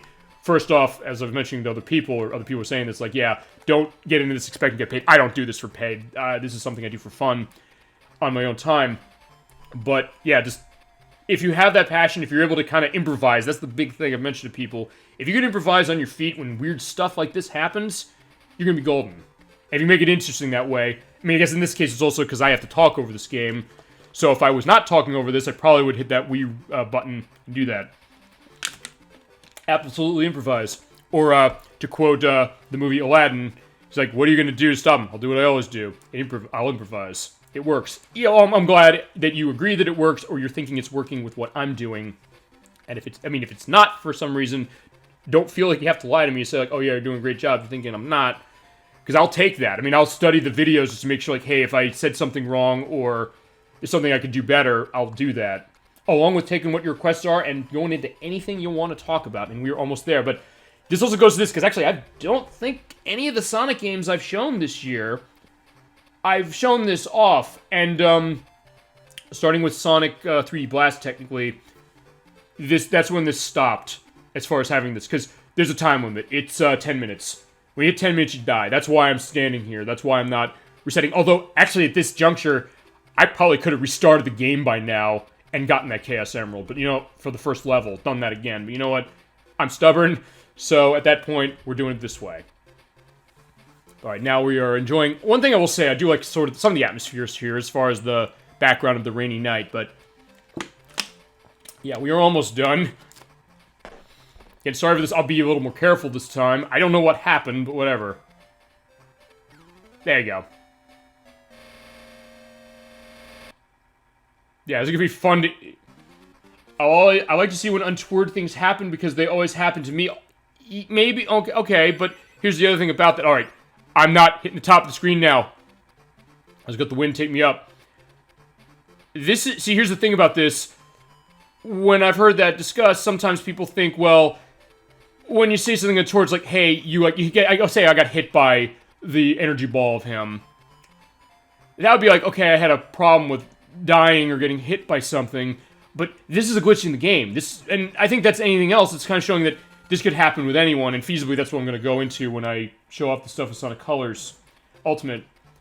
At some point, feasibly, we can do that game on the Wii. Because, like, yeah, I have it on the Wii, we're going to play it that way.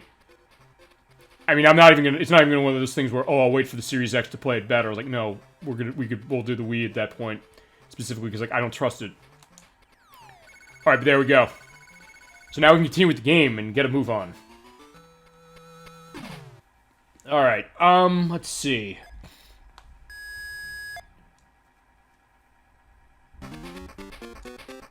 All right, I'll go into one other thing because I mentioned the future itinerary of stuff.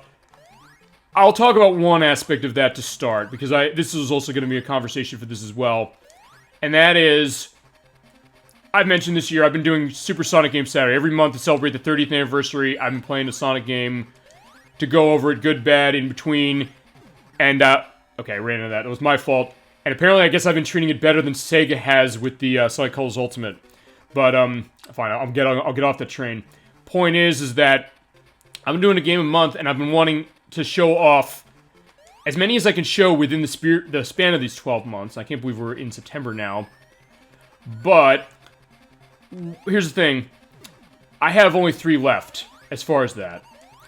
And next month, we're going to be doing Sonic 3 and Knuckles. I'm going to be playing as Knuckles. I was promising a co-op run of that. It's off the table for the time being, but I'll figure out what we do as far as that. But, so I'm going to do Sonic 3 and Knuckles next month. Off the Genesis itself as Knuckles, because it's a different experience than if I go into co-op later. And in November, I'm going to play Sonic 3D Blast for the Sega Saturn, because I also cover all the Sega systems that I can for Sonic, but for December's entry, the last entry of the year. I think I might have mentioned this briefly when I did Sonic Adventure last month, or maybe I bridged it a couple weeks ago. Whenever it was, I want to reiterate this. Chat, it's your choice. To thank you for sticking with me. I guess to thank Electverse specifically for coming in on that Sonic game, that first one I did with Sonic CD, for helping make the show what it is. Because clearly the chat has an interest in the Sonic the Hedgehog series, along with gaming, and a lot of things to say about what they think about it, a lot of memories they might have with certain games or with the franchise. I'm leaving it up to you. Any Sonic game you want to play that I can get access to, which is going to be pretty much all of them, with a few exceptions. The ones I think would be for the Sega Pico, which is a edutainment system of Sega's from the 90s. I do not own one, so the Sonic games on that, Tales of the Music Maker, and Sonic the Hedgehog Game World, I don't know if I'm going to make those happen or be able to. But whatever Sonic game you want to see for the show for December, for the last entry of Super Sonic Game Saturday, tell me what it is, we'll do it. If it's one of the longer ones that takes multiple months to do, that's fine too, but we'll do it. So, I'll leave that open to you. The graphics and colors on this one aren't as impressive. As far as, you mean... And that's an interesting case because this is an 8-bit game. I guess compared to, like, I don't know, what Sonic games would you say you're comparing this to? Or on what system? Like the Genesis? I mean, we played Sonic Adventure last month on the Dreamcast. And we're playing the Genesis Sonic game for Sonic 3 and Knuckles next month. But I mean, part of that, I guess, is because this is an 8-bit game. Although, even by the standards of 8-bit, this was a late era for the Sega Master System and semi-early for the Game Gear. So it doesn't have as much power as the other ones, and it definitely looks more plain, I will say that. And as I mentioned, some of the aspects of the Game Gear version are different, like when you're under here, it's this blue water here, and come on, give me a bubble. There we go. So in that way, yeah, that's kind of the reason why, and that's also a good thing, as you're saying, because, like, yeah, you can be discerning. Because, look, it's one thing for me to come in and say, I love the Sonic the Hedgehog franchise, every game in it is amazing. It's also another thing to come in to say, oh yeah, the Sonic franchise is horrible and I hate them all. Or say something like, oh yeah, a game like Sonic 06, a game like Sonic Boom, Rise of Lyric is horrible and that's it. But being able to explain what it is and why, and also be very constructive of the idea, like, what could they do better? I remember I was looking back over this a little while ago, a couple days ago, when we did Shadow the Hedgehog earlier this year, which is a game I do not like very much, and a game that has a lot of problems to it as well. Like, for instance, something very... Okay, I was stuck. Yeah, there's button lag in some ways. I'm trying to jump, and because the game slows down, I wasn't able to jump out of the way of that. But alright, yeah, but he mentioned something. He said, this game would have been better if they had played into the ideas of Shadow's abilities, like the Chaos Control and things like that, which they do in a very limited capacity. It's like, hey, make that a perspective of a certain thing. I thank Sonic CD for bringing me here. Well, I thank you for being here. I thank you for everything you've done as far as the show, everything you've contributed to it, because you've added a lot to this, and I want to thank you, especially for that. And that's made this all worth it. It's made the idea, like, there's people who want to see this, there's people who have interest in what to say, but also I have interest in what they want to say, because it might be different. And in that way, also, to get me to understand the aspects of gaming that you all like or don't like, and why, on top of that. So in that capacity, yes. And as you said, there's, like, you're thinking of a constructive criticism, like, how can you make it better? And so in that way, it's like, it's one thing to say a game is good or bad, it's another thing to say, like, why? And being able to explain that. It's not always an easy thing. I've said that multiple times when I played certain things. But yeah, I appreciate the idea that you've shown that capacity. I think, if nothing else, yeah, I'll get a little, you know, I guess, potentially, in depth or deep on this. The idea that, hey, that is an important life skill to have, to be able to explain to people something like that. Maybe over-explain in my case, but hey, I'm playing this game, so I have to over-explain. And same deal as before with the seal. But there you go. But that also is the other case. At least now I have an excuse to not talk about the game I'm playing, or not talk about what's on the screen, because you've already seen it. So varied up another way. And sometimes that happens with some of the way the discussions go. And actually, the Sonic stuff tends to be the discussions, or the streams I've done, where they've been the most, you know, varied as far as that, and some of the things we've gotten into. I remember we did this stuff with Knuckles Chaotix as well, and Sonic CD, as Alec first mentioned, where there are a lot of things we got into, and it kind of goes multiple different ways for that. So, there you go. All right, now, so yeah, Seal Man is dead. Again. I'll just remember giving Mountain to get the Chaos Emerald this time. Because I got the Emerald here, I got the Emerald in Sky High, not forgetting that one. And I got the one in the Underground Zone. Oh, I think I did. No, I did. Okay, yeah, okay, I'm not trusting myself now. But we're back in Green Hill Zone. Did enjoy the 8-bit remix of You Can Do Anything. And it's funny, when this game came out, I don't think anybody knew there was a remix of that, although because Sonic CD was not out yet. Because this came out before Sonic CD did, but Sonic CD was in development at the same time as this, as I mentioned. Boom. Okay, he's dead. Yeah, if you get hit, you're still losing all your rings, and they go silver in this. Although, one improvement I will say over Sonic 1 8-bit is the fact that when you get hit, you can actually pick up the rings you drop, and you drop more than one. You drop only one in that version, and you can't pick it up again. In this one, you drop a couple, and you can pick it up again. So, yeah, if you die, then, or if you get hit, lose your rings, yeah, you can pick another one up quickly, like you do with Sonic, so you don't get killed if you get hit again. Yeah, there's the Toot Toot Sonic Warrior. Okay, I don't remember all the lyrics of that song, but, yeah, that is what that is. The theme song of the Japanese version of Sonic CD. Alright, Green Hills Act 2. So, yeah, this is where the Chaos Emerald is, and I do remember where it is, because it's the one I got. Alright, as we go along and enjoy... Okay, this is nicer as far as how it looks, although that also goes to the idea of, you know, the aesthetics. And, Dolly Fan, that's an interesting thing you bring up as far as the visual perspective of what you're seeing. Because in some ways, and that's, I guess, is the appeal of Sonic to some ways, which is, how do they necessarily, you know, deliver what they're showing to the player in terms of making each area unique or distinct? And in some other ways, this game in particular has more drab stuff. People said that. They've said, hey, you start in the underground zone, this kind of brown, dark, and dingy thing. We're 4 zones in, and this is where we get the, you know, the green, you know, skies and things like that we know from Sonic. Although that also raises another question, feasibly, which is, how many times do they go back to, like, the Green Hill and the chemical plant and stuff like that to think, like, hey, we want something different? So it's sometimes a weird balance to fit to that. And if nothing else, I mean, this game in particular, it does have a darker feel. I mean, we let Tails die, unfortunately. I was ignoring the last Chaos Emerald, which... Okay, I'll say this. I'll go back to that one more time. So we're going to Gimmick Mountain next anyway.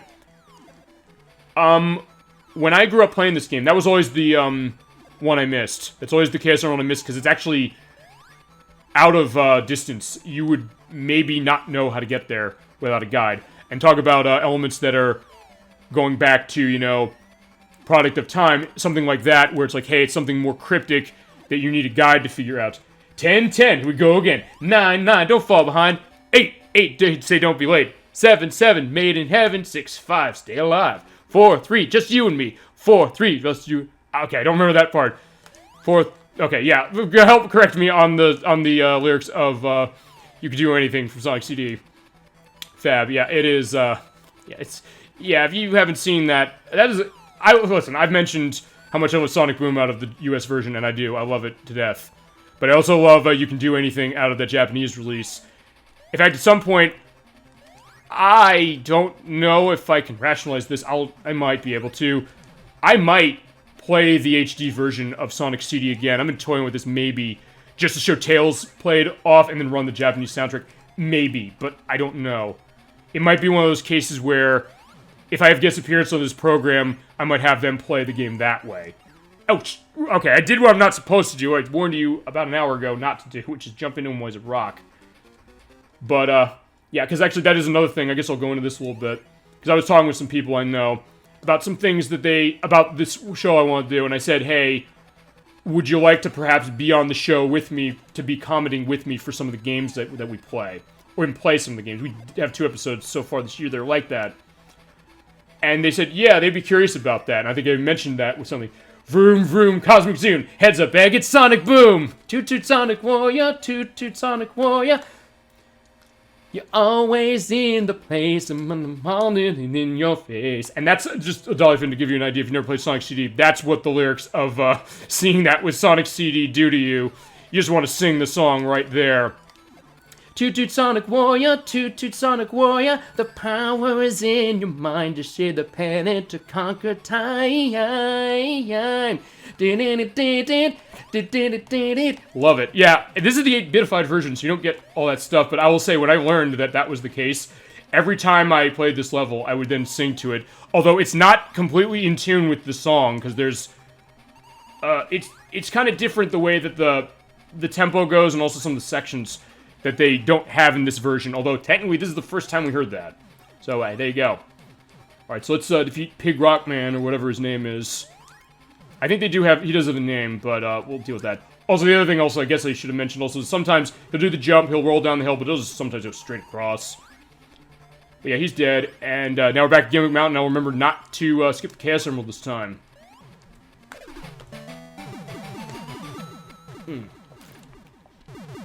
Okay. Yeah, but I would also recommend looking up, yeah, okay, Like First, you know, good, yeah. Yeah, good, we got it, yeah. Like First knows, You Could Do Anything, clearly, that song, yeah. Dolly Finn, if you've not looked that song up, I would suggest you do. It is good stuff.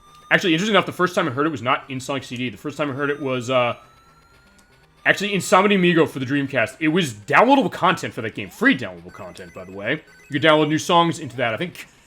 Actually, I think it was the first music game that had downloadable content for extra music in it.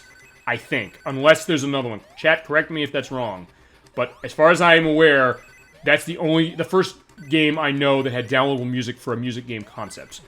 But that was one of them, like, wait a sec, what song is this? And I realized, oh, it's in the Japanese version. I realized, wait, there's a different soundtrack to that Japanese release. So in that case, like, that made it interesting. Actually, that was like the era when I was starting to learn that. Yeah, it's great stuff as well, and it fits the idea of what Sonic is, to some ways, as much as Sonic Boom does for, well, Sonic Boom the song. This was Sonic Boom, the games we mentioned, the Rise of Lyric, the Shattered Crystal, and the Fire and Ice, and then also the TV show. Living La Vida Loca, yeah, you're right, when we did Sonic and All-Stars Racing Transform, you mentioned that Living La Vida Loca by Ricky Martin is on the soundtrack for that game because it's a Latin-themed rhythm music game. And I guess if I show that game off, I'm going to have to show off only the Sega stuff, unfortunately. I don't know if I'm going to do that, if I want to show the Wii version off, which has motion control. It's not very good, or if I just say screw it and play the Dreamcast version, where I don't have the maracas, but yeah, I'm going to be very specific with that. We'll have to do what we did. Okay, not so much with Mad Maestro, but Mad Maestro had stuff that was not copyright-based. But yeah, that was the case. Alright, fine, I'm stopping now, because I remember now. Here's where the Chaos Emerald is. Yeah, you don't know it's a wall, you jump into it. Follow this path upwards, and that last emerald is going to be up here. Also, they changed the sound also in the Game Gear for the spinning wheels. It goes this, woo. Yeah, there's this, woo. In this one, I don't know why they changed it for the Game Gear, but yeah, whatever. Yeah, it's at the end here. Okay, and now, okay, Tails is going to live. So Tails will live, thank God. But there you go. Ew. Yeah, that was an interesting case going back to Sonic Amigo, because I love Sonic Amigo a lot, as far as what it was doing, and just the idea of it being a different kind of thing for a music game, with its music, and another Sega franchise I guess would be nice to come back, although, I'll say this as far as Sonic Colors Ultimate, one thing they do have in it, and this is an interesting case with one of my coworkers who pointed it out this way, and unfortunately they're absolutely right in saying this, you can get badges for other Sega games you put on your person that way, for like Skies of Arcadia and Shenmue and Panzer-Goon and other stuff, and it said, hey, there are other Sega games I'd rather play than this. Like, yeah, unfortunately you're not wrong, my friend. You ever think we'll get another Sega Superstars Tennis? Yeah, that was, okay, yes, as far as Sega Superstars Tennis, that was the tennis game by Senwa Digital for the Xbox 360, PS3, it was on the Wii, and I think it was on the DS as well. I don't know, I mean, that was Sumo Digital working off elements of Virtua Tennis, which is a game I love, also of Sega's. As far as whether we'll get another one, I'd like to see it only because I do love the tennis stuff. And actually, funny thing about that, I played very little of Sega Superstars Tennis. That might be another one to get for the future request pile, since we did do Sonic and All-Stars Racing Transformed. I should probably get a copy of that then. But yeah, it is like a collection of like a lot of Sega franchise characters playing tennis on a variance of that Virtua Tennis engine. As far as will they get another one, I don't know. I want it. I would be down to see it too. I mean, it's interesting because I know Sega does do the Sonic and All-Stars, or not, well, they did the Sonic and All-Stars Racing thing. Okay, I have to go to the right, not the left. As you know, I played this level a little under an hour ago. But, yeah, they do them. I was going to say it's like Sonic and All-Stars stuff, but it was like Sonic and this, or Mario and Sonic at the Olympics. They do that, but not as much as some of the other stuff. And I don't know necessarily how they work. I'll tell you one thing that might be maybe a point to that, sorta, is the Super Monkey Ball Banana Mania, because there's a bunch of extra characters and things they're putting in. And I've mentioned this before when we've had some episodes of the show. Sega understands how deep that, you know, rabbit hole, if you want to put it that way, of other franchises they have are, and how people love them, and then the question of, can they rationalize that? And I think in some cases, it's always, that seems like that's always the challenge for something like that, how they rationalize it as far as being able to sell it to people, or people want to buy it. Like, yeah, we'd buy it, sure, but then making sure it goes to a mass audience. I think they could do it. I would think, oh shit, I forgot we don't have rings in this act. Because you have to wait for that platform to go across, by the way, the whole way. And on Game Gear, you can't see the spike pits. Or you can't see the spike pit, the one it goes up towards as well. But yeah, I'd love to see another one. I'd love to see, like, and I wasn't even thinking about this, actually, today or the other day. So I was thinking this idea of, you know, Super Smash Bros. For Nintendo is a franchise that has a bunch of, like, inside references, massively, you know, specific things. WarioWare Get Together, which just came out yesterday, does that as well. Even for stuff that I had never heard of, like, going back to the days when Nintendo was doing toys, like board games, and like a drum that I never knew existed out of them. But, yeah, I would think that they know what that is, and I'd like to think that they think, well, yeah, I'd like to see Sega do something like that. Why aren't we getting Game Gear with Sonic Origins? Good question. I know they've said, because here's the thing about Sonic Origins, they've said it's coming out next year.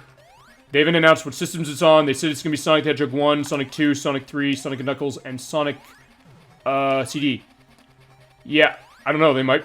I don't know. For all I know, they might be doing Game Gear stuff for it, but I doubt it. But as far as why, I don't know. I mean, because this is an interesting case. You were bringing up, like, first the idea that you think that the Super Mario Land games on the Game Boy maybe aren't getting the recognition now that you think they deserve.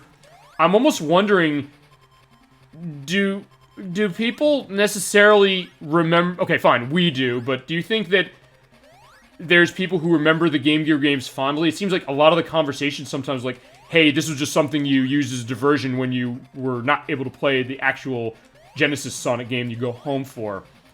So, I mean, I would think they see a market sort of because there is those, or there are those Genesis, or those Game Gear micro units that are in Japan, which are insanely tiny to the point that I don't know how you're even supposed to hold that, regardless of how big or not big your hands might be. Well, maybe not. Yeah, because I don't know. I mean, that's really my question. Because I mentioned, we did this when we did Sonic 1 Game Gear. Nocturne was my guest on that show. She said she'd never played it, and she had Game Gear. So but it's not even necessarily a thing of, in her case anyway, saying, oh, I don't know Game Gear, oh, I don't like these games. She liked Sonic Chaos, she liked Sonic Triple Trouble, which actually she played on my recommendation because I said, hey, it's on 3DS's Virtual Console, you might like this. She got it, she's like, yeah, I do like this. But, yeah, I would think that maybe there's just a thought of, like, people not remembering it, but this idea of the holistic idea of Sonic as far as a franchise, and that's why I did Tales of Adventure a few months ago. That's why I'm doing this game now, even though this is the Sega Master game of this. I mean, it would be nice to see that, and I think maybe, like, that Game Gear Micro, that was not necessarily something that was well received out of Sega, because, like, yeah, it seems like it's limited. You only get, there are, like, 3 of those units specifically you buy, and, like, 3 different games on each of them. You have to buy, like, multiple to get all of them. Like, I think maybe the thing, like, well, I don't know, they thought it didn't work, or they didn't do a great product. I don't know if it's a bad product or not, I don't have any of them. But, yeah, the thought of, hey, what is this like? Or maybe, here's the other thought, maybe they're seeing the Retron 5, I've mentioned that before a couple times on the show. That's a unit where you can get an add-on to it and plug Game Gear games in. Maybe the thing like, well, people just gotta collect it on Game Gear that way. And honestly, Game Gear collection is not that difficult as far as pricing, with a couple exceptions. The Mega Man game, for specific on Game Gear, is insanely expensive. But aside from that, most of the stuff is not that much. But I would think that there might be an idea of, or curiosity's sake, if nothing else, because I mention this sometimes, like, hey, I'll bring a game out that maybe people haven't played, or that Chad will mention something to that, and I haven't played it, and maybe that idea of a curiosity, like, hey, here's something with this franchise. So I would think that maybe they'd want to do that. I'd like to see that, but I mean, I guess the question is, can they rationalize? I think they could, personally. As far as Sonic Origins, I'll say this, like, they're saying they're rebuilding everything feasibly, so maybe that's the reason why they're saying, like, oh, they're limiting it to 5 games so far. I made the same mistake of going down the wrong pipe. But yeah, I mean, if they could get, like, a massive collection of, like, every Sonic game, specifically, that could be great. Or every Sonic game as far as some of this classic stuff.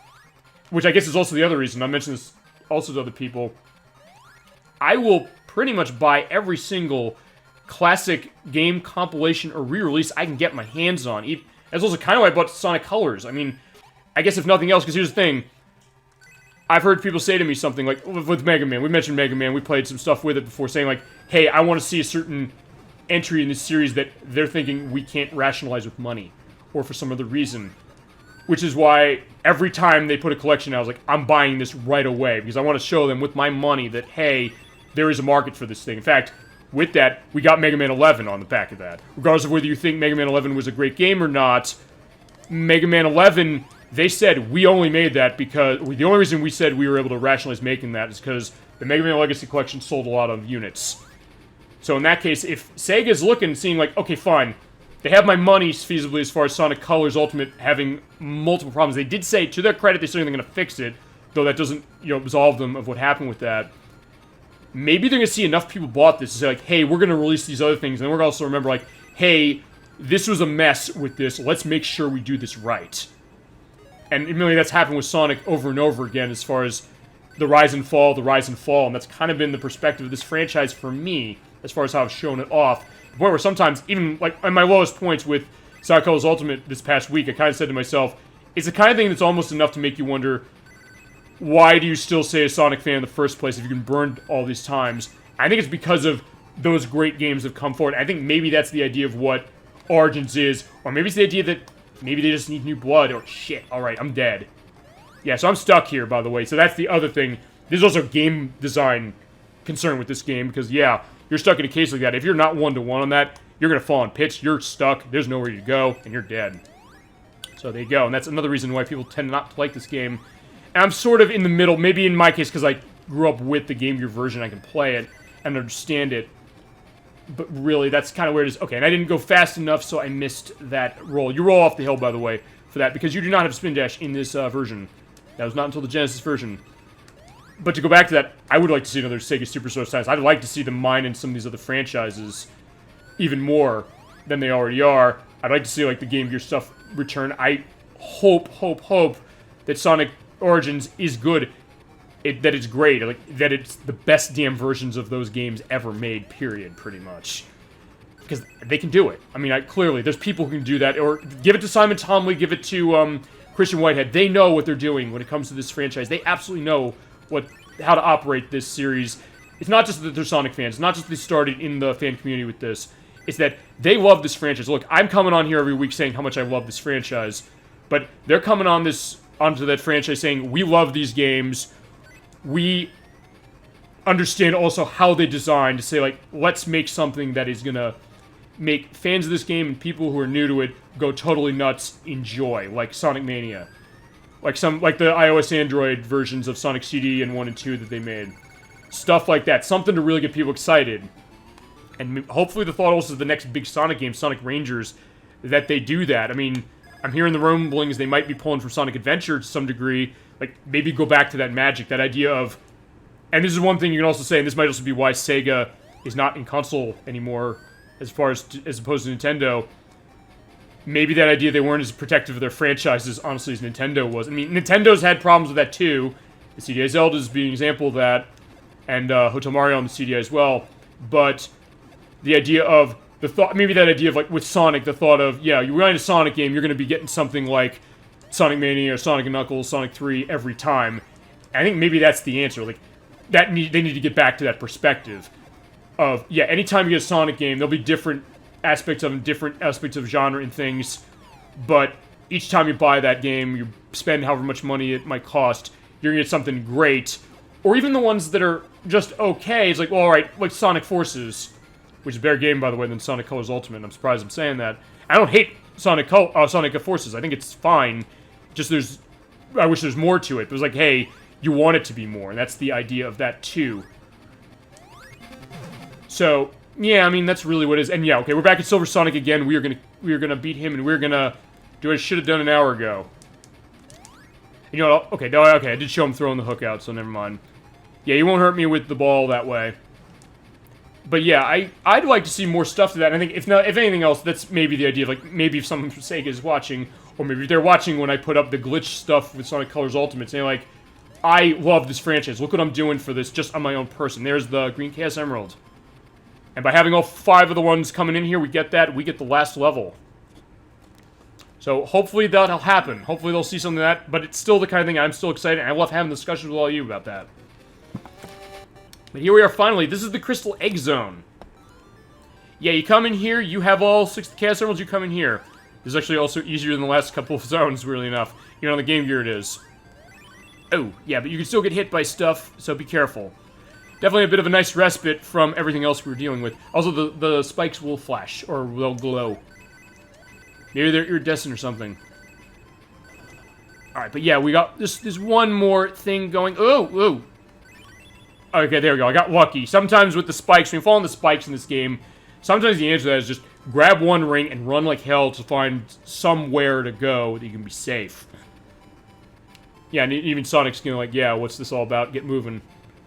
That also goes to the attitude of Sonic. I think that was the other reason why Sonic was, okay, me dying, but okay, that was why Sonic was popular as a franchise, that idea of the attitude. And even now, just the idea of what that perspective is. Even with Sonic Colors itself, the idea of the playful kind of perspective with him as a character, and then also with the idea of going fast. Woo. Yeah, you gotta watch out for the, falling blocks. Hey, Dolly Finn, do you have Discord? I guess that's an answer, that's a question for, okay, that's a question from chat to other people in the chat. Okay, there you go. So, yeah, sometimes that's what happens. I guess you, have perspectives of that. Whoa! Damn! Alright, I can get to the end of this and just not hit the spikes again at the other end. Boom, boom, boom. There we go. But yeah, the Crystal Egg Zone is not that short. Or not that long, thankfully. Though, to be fair, actually, a lot of the zones in the Game Gear Sonics, and, say, Master System Sonics, as is in this case this one, are not that long. You can go through them pretty quickly, particularly if you know what you're doing. Or with enough practice, as it might be. But alright, Crystal Zone Act 2. Ew.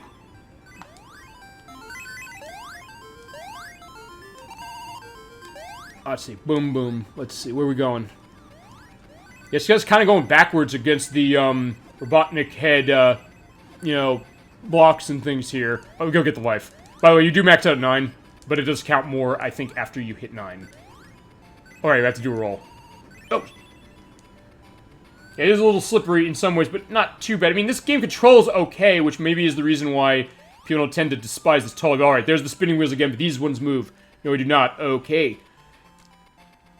Yeah, I do as well. Well, okay, yeah, I do because of... Actually, you know what? That's probably something I should do. I probably should put, like, the links and stuff in the, videos and stuff, aside from the YouTube deal. But, yeah, what Discord is, just to let you know, it is a, it is like a gaming community of sorts, or it's a chat, utility, but also, like, some other stuff. It's a shame you seem so nice. Yeah, well, then again, I guess, and that's the other benefit of the show, and I guess one of the other lucky things, like, we have nice people on this program. I mean, it's not necessarily like, oh yeah, like, we don't get people, I guess we don't get people who are not nice. Look, it's fine, like, that's one thing, like, how that's gonna work and whether it becomes a disruptive thing or not. But, I mean, in my case, it's the idea that, like, alright, it's a small enough show, that's the case, but it's also something that you become lucky, and sometimes something like this happens. You just find people, you meet people this way, or meet people through a chat concept like this, and, like, yeah, see people who are nice, who have a seeming interest, and add a lot to a discussion, and play off each other well, which does not always happen. Oh shit, I think I'm stuck under here. Yeah, I am stuck, I can't jump out. Oh, okay, yes, I can jump out. Or I can run under and then die. Actually, that is one of the benefits I'll say of the Game Gear version, because even though it is a reduced screen resolution, they seem to have lowered some of the jump distances. So in that case, it's better. Woo. But there are definitely springs plastered around, so sometimes you gotta be careful so they don't hit you into the stuff. But the good news is, because it died, I can get that other life. Is that chat up? Yes, it is. It is, yes, it's focused specifically around gaming in particular, and other fan elements, kind of. Yeah, I mean, it's more than that as well. I believe they also are starting their own aspect of streaming out of it. I guess they're going after Twitch, which is Amazon-owned, by the way, and YouTube, where you can do that as well. I mean, in my case, I do it both ways. Like, YouTube is where I put the streams up when they're done, but I could feasibly stream through YouTube if I wanted to, but I was like, oh, I have this, so we're using it this way. And I have something semi-established, so that's where it's sticking. Yeah, these are a little harder to hit into because they're smaller and they move. Okay, I'm learning. Woo. And that's, I mean, that's good that way, and but also at the same time, it's like, it's not just, oh, we're coming in here and we're telling you that about all these things and you're learning, and hey, that's great. You're teaching us stuff by some of your backgrounds of certain things you've mentioned. It's like Facebook of gaming. Yeah, it's not a bad way of putting it, honestly. As far as how that is. It's basically a social networking perspective as far as that, in that way. And it is interesting to that because I have, or I know people who have met people through that, and also through, like, groups that they do, and also with, just other people as far as that. I mean, I guess, like, first I met you that way, technically. Okay, here's the thing. When I did the Sonic CD stream, and most of the streams I do, I will advertise it in a couple of the chat channels I'm in, specifically the, the retro, or the Elect Revo, I think it is, the one that, the Mega Man one, God, what's the name of that one? I have it for some of the other ones, like the Super Game Brothers, or Revo Revolution, or Revo, Replay Revo. Okay, yeah, I just need to remember what that was. But in that case, I was like, hey, because they have a thing of self-promotion, like, here's the stream I do each week. I don't know if that's where you saw it or what, but feasibly I've had that. I've met other people that way, even people that other people I know that way. So, there you go. Right, we're done with, Crystal Egg, Act 2. We're at the last boss. I'm gonna give a warning right now. There might be flashing lights on this. I know there is in the Game Gear release. I don't know if there is on this one. So if that's a concern for you, beware of that. But yeah, this is the last boss and the last level. This is, Crystal Zone Act 3. It's way different. Here's Dr. Robotnik. We gotta destroy him. It's also, a one-hit kill case, so don't do that. Oh, yeah! Here we go. Alright, actually, no, the flash isn't too bad, honestly. But yeah, if you're in a problem, bingo, yeah. Alright, that is a Sonic Heroes thing, yes. Or it's bingo that I was describing how you came to the show. Or both. But I mean, in that case, I thought, like, well, hey, I just want to advertise this out just so, like, other people, there might be people who are interested. Who knows? I don't know. Maybe. Okay, yeah. The other thing about this, yeah, the way this boss works is that you have to come out in the center, you have to hit him, but you have to stay in that tube for a while before you... Well, you have to stay in that tube for a while when it goes electrified, or when he tosses out, like, the orbs. Because you hit those things, you're going to die, because it's only one hit, and you're dead. And on the Game Gear, you can't see most of this tube, by the way. So it just kind of stays static, and not scrolling up and down.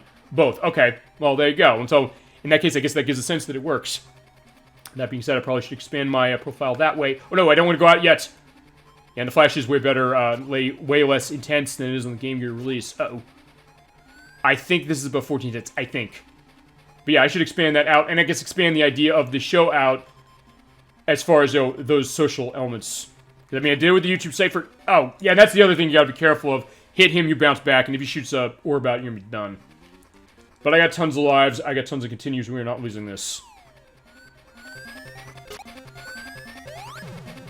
Sometimes, the thing is, I'll sometimes want to try and get another hit in, but sometimes you have to wait. Okay, yeah. Also, when you're in this, you're invincible. So yeah, those things are going to spin around. They will, I believe, cross the tubes. If you get hit on those, you're going to be okay.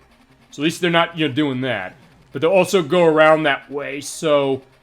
And they'll fly away after a period of time, so you gotta be careful not to hit them. Uh-oh. Okay. Oh! Yeah, I just got out for the, electricity, and I just got hit by that. Yeah, imagine this on Game Gear, though. Although, actually, this isn't insanely difficult on Game Gear, this part anyway, as some other parts of this game.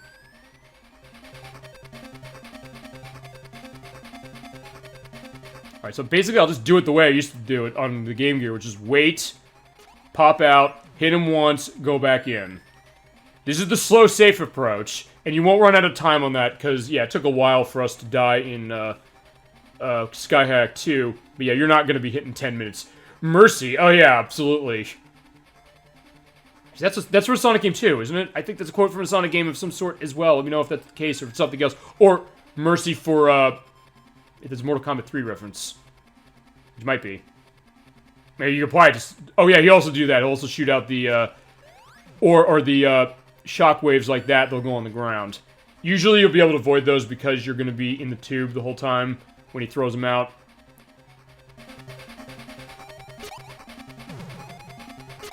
And basically the idea is we're going to kill him, and that tube that's behind him is going to have where Tails is. And we're going to save his life this time. Sorry, my old friend, for not doing that before. But if this show is, and the intention of the show has always been exploring our memories with the game, I'm kind of glad that happened, because then it means that I get to... Shit! I just saw that. I saw that it came out, and I shouldn't have. Alright. Alright, fine. We're gonna do it. Okay, yeah, I got lucky getting him 2 times there.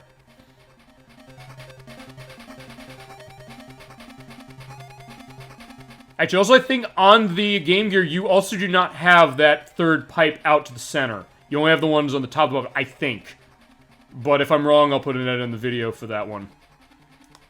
It's been a while. Actually, okay, the last time I played the Game Gear version was actually last year when I streamed it. But I don't have to... Oh, shit, shit, shit! Ooh, that was close. Okay, that wasn't, though. I thought when that flash went off that I was going to be in trouble, but I was in trouble. Another zap, I see you, zap, I see you, zap. Yeah, that was a reference to something that I missed last time. I think I saw that when I was editing one of the videos. So yeah, I get it now. But yeah, he is zapping me and killing me, and we have to stop that.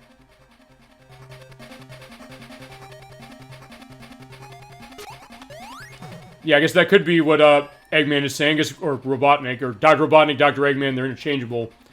That we could say, like doing the Mike Pollock voice, the, trying to do the good, Mike Pollock of Eggman, of zap, I see you, zap, I see you, zap, or maybe, you know, maybe I think, maybe do the better Dean Bristow, feasibly, but, yeah. Oh, no, no!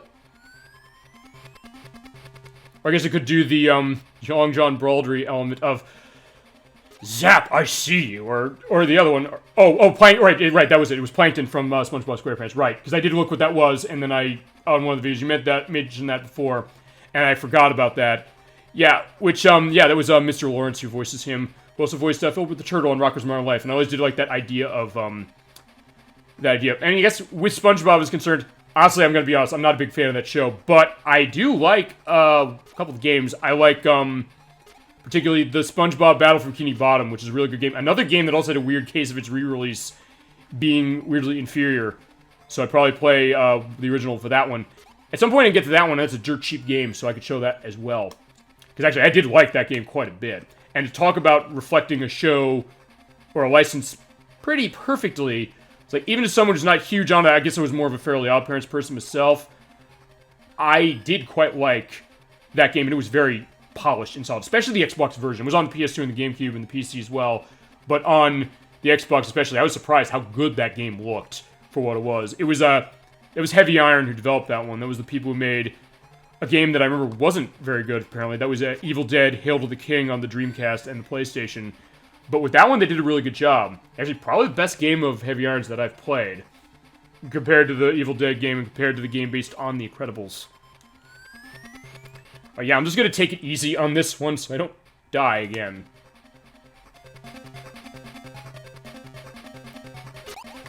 Oh, okay, there we go, got him. Yeah, you know that happened when, well, this camera shifts and also explodes, and, yeah, he lived.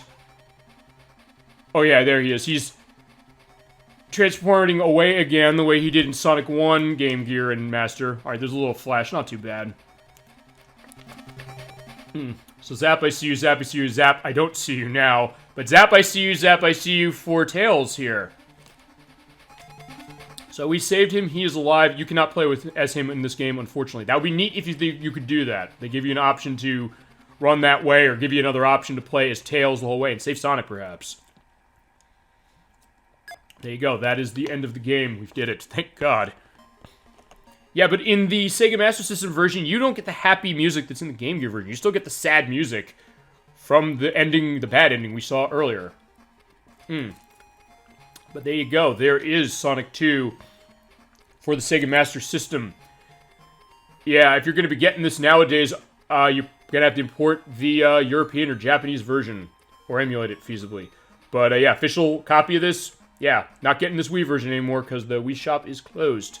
But yeah, it's decent enough. I grew up with it, so I maybe am a little more forgiving of it than maybe other people are. It's not one to come to first time. If you're, like, coming to Sonic specifically, you won't come to a Sonic 2 game first time, you come to the Genesis Sonic 2. Which we'll do when the Origin Collection comes out, unless they totally screw it up like Sonic Colors so far with the Ultimate release. But yeah, we'll come back to that one again, because I did stream that game last year too, but I don't have the recording of it either. So this is the official record of the 8-bit Sonic 2. I love Tails. Yeah, I like Tails a lot too. I love Tails. I mean, the idea of how he is. It's just very sad to see him dying like we made it happen. Unfortunately, but now we got him. He's here. And yeah, we can definitely play with Tails again. Well, we're gonna... Okay, I'm trying to think about this. Okay, we're gonna see Tails when we do Sonic 3D Blast for the Sega Saturn. Because that could be a different version. And that's to be an interesting case, because, like, first, I know you said you're not huge on that game. Another one like this is kind of an acquired taste case. And some weird stuff with this design. But I don't know if you've ever played the Sega Saturn version. I have it. I have the ability to show it now, thankfully, with the RetroTink 5X. We're playing that in October. And next month we're playing Sonic 3 and Knuckles with Knuckles. And for December's entry, let me know whatever Sonic game you want. We'll play whatever one you want. It's up to you. My thanks for this show tonight and all the shows that we've had for Super Old Games Saturday since I started doing this. And I intend to keep this going. Actually, I realized that I actually kind of have the idea of the schedule going on for the rest of the year now, with I think maybe one empty slot. Well, fine, 2 empty slots. The Super Old Game Sonic, or the Super Sonic Game Saturday thing for December, and I think one thing in December as well. But yeah, I'm looking forward to those streams when we get to those, and also for all the stuff going on this year. This is not going to stop. This show's not stopping. I've had too much fun and too much of a great experience with all of you in the chat on this. But yeah, here we go. We're just looking up in the stars. Yeah, we didn't die. We're just up there.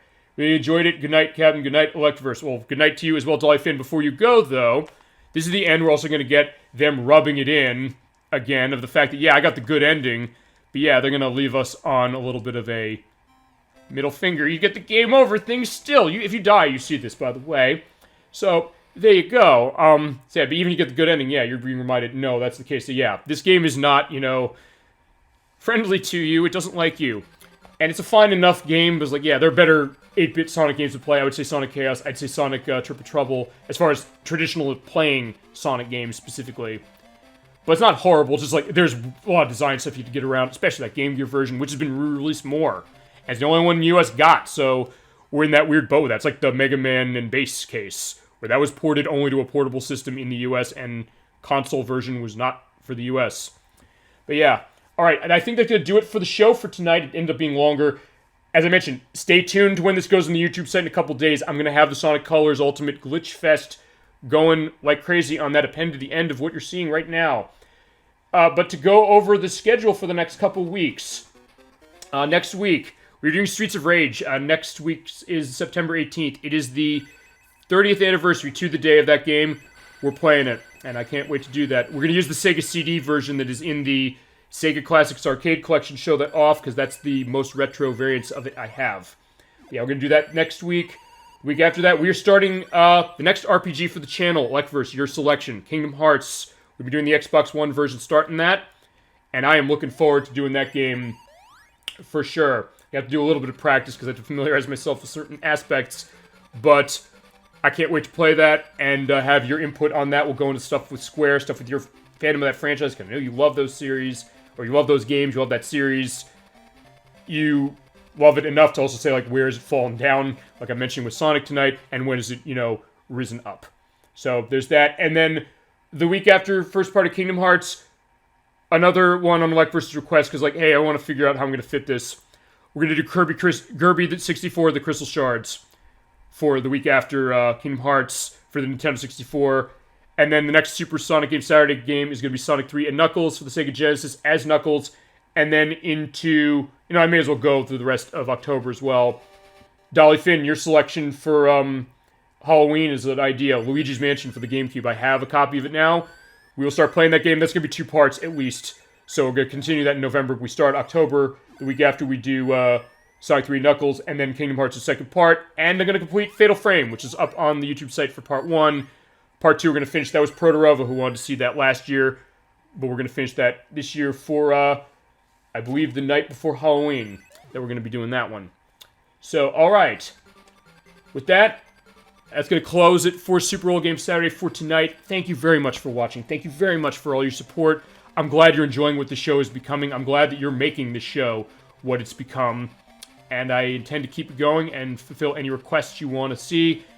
Talk about anything you want to talk about gaming-wise, or entertainment-wise, or Sonic-wise, or whatever. That's what I'm here for, and I love doing it. I look forward to it every week. At the end of the long week, come here for something relaxing, something to show off, and have a great discussion with all of you in the chat. So, again, I can't thank you enough for everything. But with that, hope you have a good rest of your Saturday, a good Sunday tomorrow, a good rest of your weekend. Okay, fine. That's redundant. Good rest of your weekend and a good week coming forward. And I will see you next week for Streets of Rage. Till then, keep being awesome. Take care. I'll see you then. Hey everybody, as I promised, I have the glitch elements that I mentioned when we did the Sonic 2 8-bit video in regards to Sonic Colors Ultimate on the Xbox One. I'm recording this about an hour or so after I did that stream, so yeah, it is pretty fresh from when this game came out back on September 7th, or September 3rd if you get early access, or as Lekfors put it pretty humorously on the stream, ironic it came out on 9/3 because 9 minus 3 equals 06. So, yeah, clever for him on that one. Yeah, the glitch factor you're going to see on this version, this is nothing I edited, by the way. Well, fine, the only editing here is just me doing the capture thing on the Xbox One. Going to make that game look perhaps stable. Well, okay, maybe not, but alright. So, I'm using the Xbox One version. This game was on PS4 and Switch and PC as well. And yeah, I've used the Xbox One's capture thing. Thank God this exists, by the way, so I can show this. So yeah, I went through and I just wanted to give you a little bit of sample of what we have on this and what I've been seeing with this game, because, as I mentioned, just to reiterate that, I bought Sonic Colors Ultimate this week, the Xbox One version. I'm running it on the Xbox One X. I was thinking, alright, fine. It's a revamp of a Wii game from 11 years ago. It should run fine on this. Switch is a lost cause because no Switch game with Sonic in it ever runs well. And if you want to fight me on it, yeah, try fighting me. It's not happening because you know I'm right. But anyway, I said, okay, this is the version I want to get because it runs at 60 FPS. Yeah. If only it was as good as I was hoping it would be, or decent at least. I'm going to show you a couple of these things. I have about 12 clips I took with the what just happened, which I was saying constantly when I saw this what just happened, but I need to show you this stuff. So we're going to go through all these just to give you a little sense of this, and also I guess I'll answer, roundabout way, sort of some of the questions the chat had about some of the features of this game, which we'll get into. But yeah, let's start with the loading. I mentioned how bad the loading is. Here we go. This is the a minute and a half load screen that we're going to have to go through on Tropical Resort, and yeah, I'm making you sit through all of it. By the way, the buffering thing with this, I want to explain something with the captures, because we're sitting through this. This is going to take a minute and a half, and I'm not joking. You can time it. I time as well. But just to give you a sense, this game does run at 60 FPS on the Xbox One and the Xbox One X as it is. It's not going to look at this way in the video, or as far as what you're seeing, because when you do a capture, as far as the Xbox One is concerned, I believe it saves it only at 30. But the actual game does run at 60, but it's not going to help much in terms of that. Yeah, this is where you're noticing the problems. And I had this happen when I first turned the game on, when I installed it. And that's another thing I didn't mention, actually. I have not a lot of time because of this loading screen. Yeah, most of this game is not on the disc on the Xbox One. 10 gigs of it is online, and 300 megs are on the disc. So yeah, being online is bad.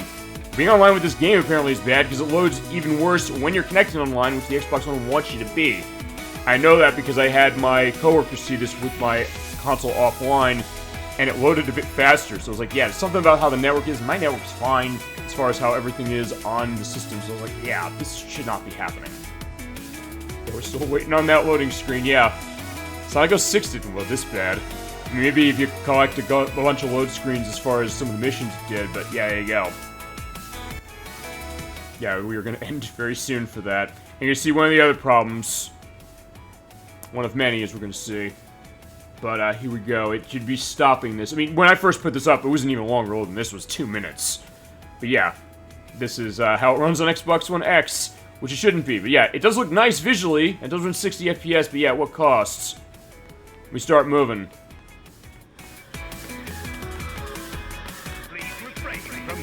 Yeah, it just stutters, like that, and stops.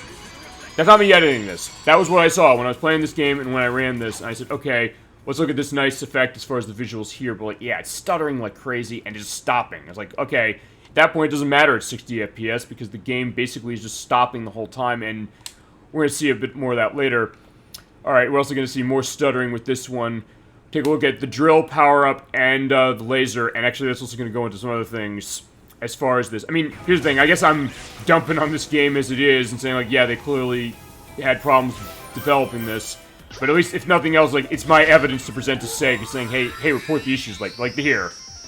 I'm moving with the laser, it's fine as far as how it looks, but it is a little touchy, so at least I want to bring mention of that, but you're still seeing the stutters there, especially when you get the drill here. That I was mentioning, yeah, Sega is saying they're going to be looking at the problems that they're being reported on this, they're aware of what's going on with all the versions of this game. They say they're going to patch it, which doesn't forgive them for releasing it this way, but at least this is going to be my video evidence to that when I put in multiple tickets to them. But yeah, also the other thing here, just to give you a perspective, is I'm trying to get 100 rings, because there's a big change in this game compared to it on the Wii, which is, see that Tails icon over there? That replaces lives. You do not have lives in this game anymore. If you die, you go back to the checkpoint unless you fall off a pit, and then Tails picks you up, and we'll see that a little later. Also, you get 100 rings, doesn't do anything anymore. So it's like Sonic Lost World before they patched it. The Sonic Lost World on the Wii U did not have 100 rings to give you a life, and then I think people complained to put that in. But yeah, they're stuttering like crazy on the drill there. And it's going to vary as far as the levels are going, but I was just doing the ones I had to start. So I was doing Tropical Resort, we'll see Starlight Carnival, and we'll also see a little bit of my favorite zone game, Aquarium Park, which we'll get into more when we do Sonic Colors for Super Old Game Saturday. We're doing the Wii version, though, and I think you'll understand why if you haven't gotten the message on that yet. Even if they port this thing, I think we're going to do the Wii game anyway, because I have it, and it may as well give it a show-off anyway. And if that's the Sonic game you want to see for the last month of Super Sonic Game Saturday for 2021, let me know in the comments down there in the YouTube video you're watching right now, and we'll make it happen. Or let me know what Sonic game you want for December, because it's viewer's choice. Whatever you want to see that we don't have up there on the site already, you can have. Alright, it's a white screen, though. That's there's a reason for that, just because that's the end of the clip. But, also because there's nothing else to there. Also, this will showcase what Electverse was mentioning to me when we had our last stream. He was saying, is the tail save going to make the game too easy or not? Well, let's take a look at how it works. We'll also see some stuttering, and we'll see a little bit of an audio glitch with the voice.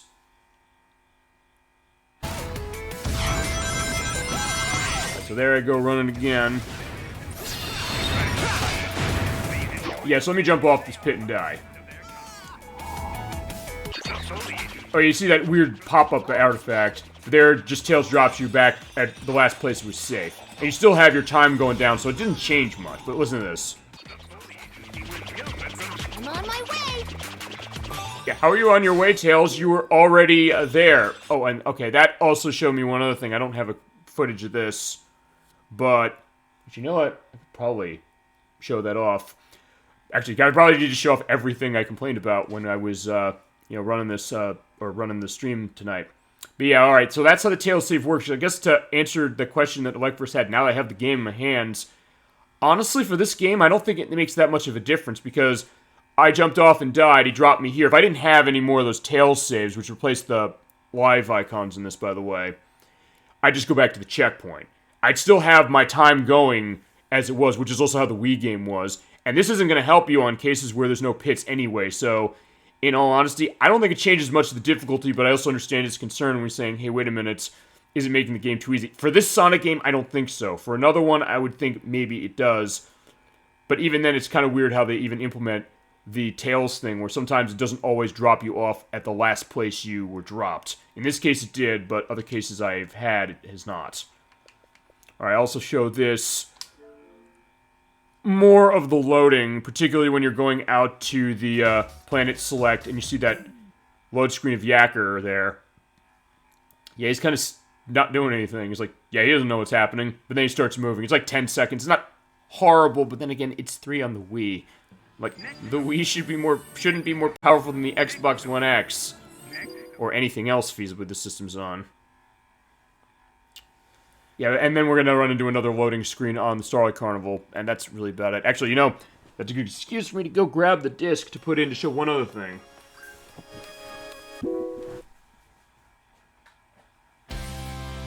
Just going over to grab my box copy of the game with the Baby Sonic keychain. I'll put a thing on the YouTube site to show what it looks like. I actually haven't opened mine. Not because I think it's going to be worth a whole lot or anything, or that I have an animus towards what Baby Sonic was in the Sonic the Hedgehog movie. But, like, yeah, may as well. At this point, I don't need a keychain. But alright.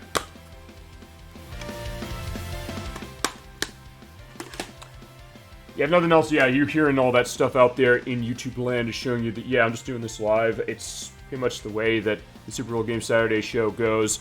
It's fly-by-night in the sense that I'm just kind of winging this show, honestly. Or sometimes winging the show, but the chat helps out with that. But yeah, we're still sitting on the Starlight Carnival load screen, but yeah, it gives me time to just, shoot my mouth off. And again, I guess you enjoy that on this program, and I enjoy that you enjoy it. Yeah, but again, I'm thinking, well, people complain about that Switch version. That's kind of taking the heat off of the other ones. But it was like, yeah, what's going on with Xbox One X? It should be able to handle this, no problem. But alas, it's not. Maybe they'll patch this, but you know, we'll see. Actually, I guess it's fitting that we have the Star Carnival there doing upside down. Yeah, I guess it is upside down and topsy-turvy that this is the Sonic Colors version that's the worst, or that has the most problems. I'll show this. This is one you're going to only see something at near the end. A little bit of clipping, and honestly, it stops at the point that it does the clipping. And it's also going through the load screen, but it's going to be quicker because I think I have the recording going sooner for that. And this is something I think you're only going to see actually at the end of the clip here. Also, for some reason, they take the indicators off of the screen when you're in some of these... Oh, right, okay, that was it. The fact that Sonic's animation there, that was what it was. I totally forgot until I looked at it. Yeah, the fact he's kind of moving left and right there as he's running for some reason. Something weird on the artifacts. Yeah, people saying the artifacts of Sonic's model are weird on the Switch. Yeah, apparently on Xbox One as well. Okay, I think that was what it was. If you look on the left there, it does look like the Starlight Path looks like it's clipping through the ship there. At least I think it is. Or maybe it's just the fact that, oh yeah, it's drawing it as it goes along, which is on the Wii version anyway, but... Or that part of it is on the Wii, not that it's clipping through, with not that I'm aware of anyway. But at the very least, just show it off. Because here's the thing, I'm going to be, you know, picking this apart right now, but I do want to be fair to this game at the very least. So if I'm saying, like, hey, there's something that I think might be wrong, but I'm not confident about, I will be honest in saying that. Alright, so that's that one. Alright, this is one, it's going to take a little bit of time to get to. This is something I think every, you know, analysis of this game so far has shown. A lot of the pop-up, particularly this big point we're going to get. I have to jump across this, though, so it's going to take a bit of time for that. Or, okay, fine, the video buffer. That's not the game's fault. That's the Xbox One, you know, recording deal, or the captioning. I'm glad they have this, though, so at least I can show it to you this way, because I can, you know, talk during the stream saying, like, oh, all these things I saw, but, like, without evidence, what's it really mean? But here is the evidence. Alright, so you get to this point, you dive down, and you see the fleet going. Yeah, there you go. Yeah, pops up pretty massively, unfortunately. So, yeah, I wish that would have been better. Alright, so next on the docket, this is a weird one. I think it was more towards the end of this. This is the part in Starlight Carnival Act 1 when you're running away from the Motobugs and doing the quick step. And actually, this is the point where it doesn't show us in the video. I got the achievement for this game where I think you have to do 100 quick step movements in one level, I believe, or in one area for that, and you do it here. You just basically do what you did on the Wii. You basically hit that left analog stick, you know, left and right constantly, get those quick step bonuses dropping out like crazy, and just knock the Motobugs off and get the power for your boost as you go along.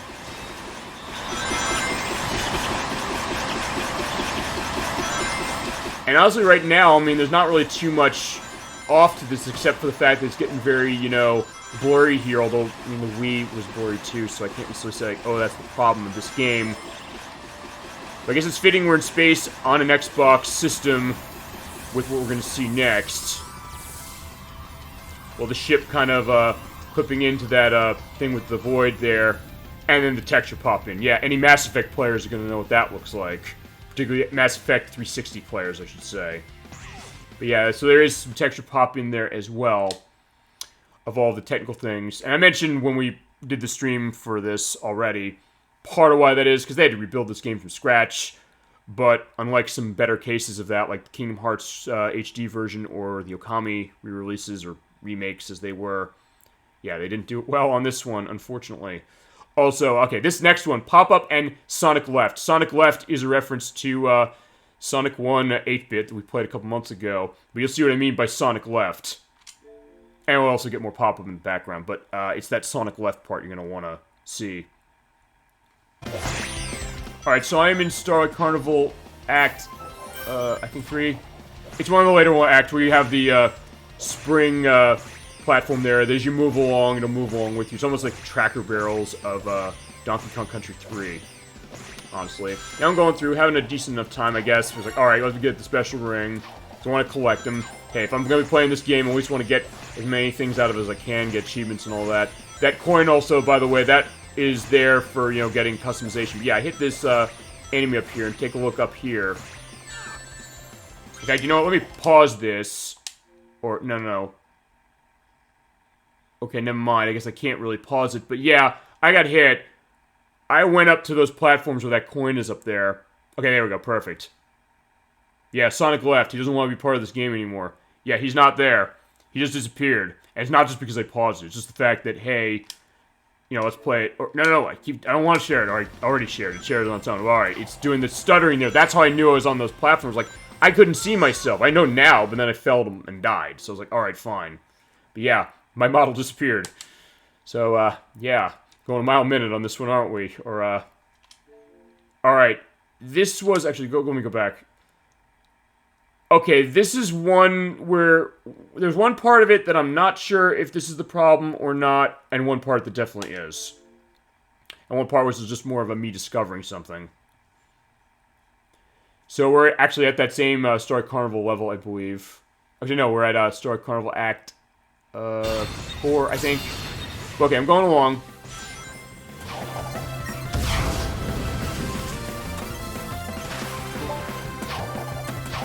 Attention, ladies and gentlemen. Please make your way over to the main viewing area where the light-speed electrical parade is about to begin. I think the Robotnik voice intercom thing cut off there, but I don't know.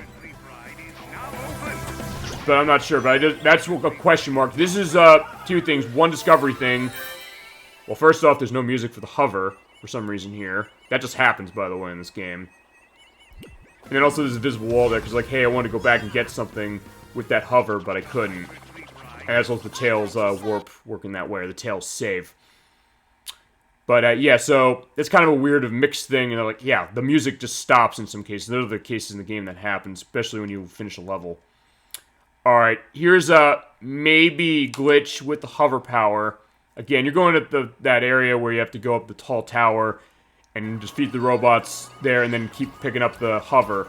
Now, when you use the hover's power, it lets you do the light speed dash, you go across ring trails.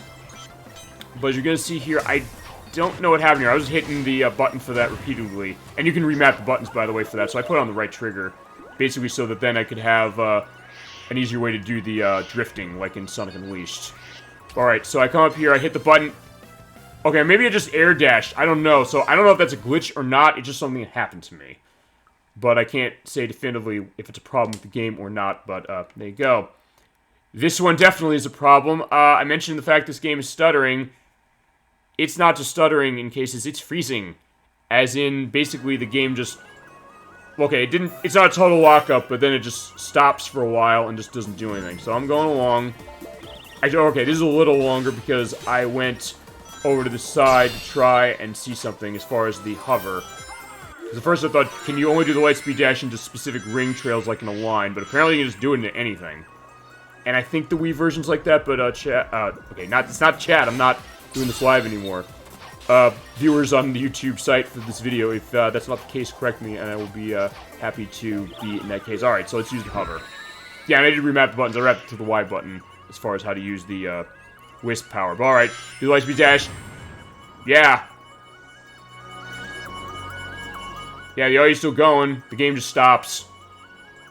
Yeah, so in that case, the 60 FPS doesn't matter, honestly, if the game is not going to be able to even be stable as far as, you know, running. So it went from 60 FPS to 0 FPS, because the game stopped. Oh boy.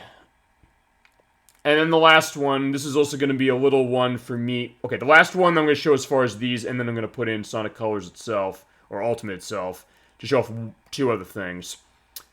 This is an air dash glitch I saw in Aquarium Park Act 4. Now, I love Aquarium Park. I guess if nothing else, this is also going to be a preview to when we do Sonic Colors. Aquarium Park is my favorite zone in the game. But imagine my shock when I try to do the air dash, or actually do the air dash, I think, because I wanted to boost, when I go into Act 4 right here. You hear this wonderful music. I do love the Aquarium Park music, and this is the original, because they give you a remix version on Act 1, but they play the original from the Wii game on Act 4, so they give you an extra version, so... Alright, not too bad that way. You get the new remix of each world, but then you also get the old one, which is amazing. Alright. And that looks nice visually, but I was like, okay, good. Let me try doing the air dash. Oh, no, I just fell through that and died. So, okay. Yeah, wow. So yeah, I mean, a lot of people are saying some of the stuff that's of the Wii game, or not the Wii game, the Switch game that's wrong with it, but it's not the Switch game, it's probably every version. But one last thing or two last things. I'm going to put the disc in, let the game load, because I want to show you two other things that are kind of small compared to what we saw, but I feel like we need to have this complete perspective. Yeah, I remember when I put this game in, when I played it, or got it a few days ago, I was thinking like, oh great, we're going to have this updated version of the game, it's going to look nice, it's going to run nice, it's going to be great, but yeah, right now it's not.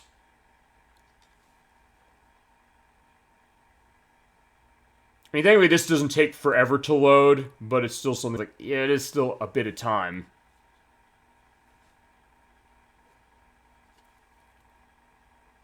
And you know what, I was also thinking like, well, maybe I'll skip the opening cutscene, but you know, I don't think I'm going to, because in all honesty, it's still going okay, yes? Okay, I guess we're seeing maybe something like, hey, it's still taking a long time to load. Oh, God, no, okay, good. Yeah, you see that little icon up on the upper right. That's how you know it's starting to do something. Yeah. Yeah, it was Sega and Sonic Team who helped bring us this mess. And then Blind Squirrel Games, who did the rebuild of this. From what I understand, they also did, they powered up by the Blind Squirrel engine, which isn't even their fucking engine, by the way. They stole it feasibly or didn't credit it, and so they're patching the game for that alone. But yeah, we're going to show the opening cutscene. Actually, that's one other thing I probably should have mentioned. The in-game cutscenes, they had to kind of... They're FMV on the Wii, so they had to up-res them weirdly for this, and it doesn't really look right. But this one looks really good, so... It seems like it's just inconsistent as far as how that was.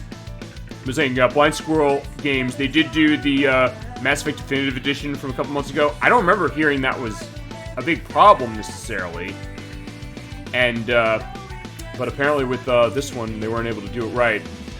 Also, they do have a different version of Reach for the Stars in the opening here, which honestly, I think is okay as far as a remix, but on some ways, the original cutscene was cut to the more upbeat one, as opposed to this one, which I say if you use the piano, which sounds really nice, but as I mentioned, as far as the distance of the cutscene is kind of weird. Or it's like, to go into keeping Sega stuff for a second with this, Crazy Taxi. If you ever played Crazy Taxi on Dreamcast or the PlayStation 2 or the GameCube or the arcade, I noticed the opening cutscene with All I Want by the Offspring, where they cut that to the yeah, yeah, yeah, yeah, yeah.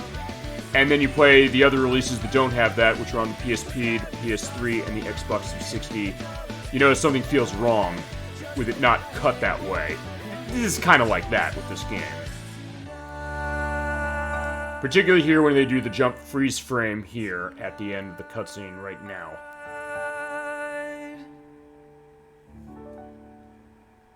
Alright, so the only two things I want to show off now are in regards to the menus and also in regards to the fact this game is an autosave feature, and also because of how the language selection is in the options. And then we'll close it out, and that will be it for this extra bonus for the Sonic 2 8-bit playthrough.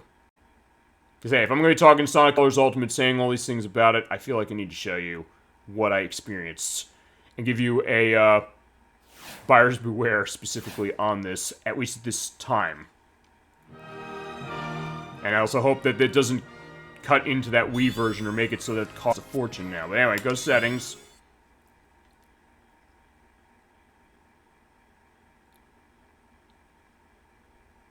When it loads, alright, see, I don't remember the loading of this being that bad, but I guess that's the recording curse. The fact that I'm trying to show you how messed up of a game this is, and the game is doing its job better than I even was able to, describe with my words. Okay, so let's go change the languages, because you can, I believe, play this in Japanese. And I remember my coworkers, they said, like, can we hear this in Japanese? I just flatly said, no, we're not doing that. We're playing all English in this case, but you can also do that. But, yeah, can you read that? I remember I put that in front of my coworkers at work on my lunch break, and I said, yeah, try read that text language, or read that on the screen. They had to walk up to the screen to see what it was. Yeah, remember how bad Dead Rising was when it launched on the 360 and you could barely read the text on a non-HD TV? This is an HD TV you're watching this off of. I can barely read this, but yeah, you can play the game in, or with language in Polish, Russian, Korean, Chinese Traditional, Chinese Simplified, Italian, Spanish, French, German, English, or Japanese, but yeah, good luck reading that text. And the spoken language, same deal. You're Italian, Spanish, French, German, English, and Japanese. I mean, I guess that's interesting because I don't remember how much of the spoken languages are available in the Wii version. Probably not as much as this, but yeah, I can't see that. But worse than that is if you go back and hit... Oh no, I went back to the menu again, so I have to wait for it to load. Okay, see, that's how fast it should load every time, or how fast the Wii game loads at least. Alright, so let's go back in that, because I wanted to show the new thing, the customization, and show one other problem. Also, you hit the right, hit the right trigger. Yeah, you go into this. Yeah, you can go and customize Sonic's, After Effects, and get that little icon up there. There is one in Shenmue, I'll go through what all those are. And the Rival Rush, which is a race with, Metal Sonic, which is totally tacked on. The animations of Metal Sonic, it looks like, yeah, he's barely moving as far as how his animation is concerned. It's, not really that great.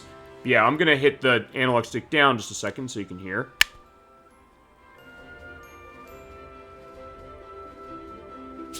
Yeah, it was about, 5, 6, 7 seconds of waiting for the game to load, me going through a goddamn menu. Alright, yeah, I'm mad at this game, if you could not tell. But alright. So let's go into customization, yeah, because you can give Sonic different gloves based upon those moon medals, whether they are, that you pick up in the game. You can also give him, like, After Effects and things. And the other thing is you also give him different, icons there. I guess it's a replacement for the me things that you could have on your file with the Wii version. But yeah, you can have all the Wisps, as is the case, all things that go with this game. Other characters aren't in this game, like Amy, Shadow, and, Knuckles. Also, yeah, the old version of Sonic and Eggman. The logo that people made this game. Old Tails. And, oh yeah, right, the Hero and Dark Chow, Sonic Adventure 2, Omochow, Big the Cat, Blaze, Silver, Vec the Crocodile. Other things as far as Sega logos. The 30th anniversary, this is not a happy 30th anniversary, Sega. I mean, I'm treating this franchise better for its 30th anniversary than you are with this game. Supersonic... Puyo Puyo, or Puyo Puyo, Tetris 2 references right there. The Sega 3D Classics Collection, box art, interestingly enough, as well as other Sega franchises like Virtua Fighter, Altered Beast, Zombie Amigo, Christmas Nights, Alex Kidd, Skies of Arcadia, Shining Force, Rent a Hero, Clockwork Knight, Shenmue, Crazy Taxi, Jetgrid Radio, Dragoon 2 Zwei, Dragoon Orta, Rez, Space Channel 5, Phantasy Star 2, also Phantasy Star 2. I think the other ones are for Phantasy Star 3 and Phantasy Star and the Millennium. Super Monkey Ball.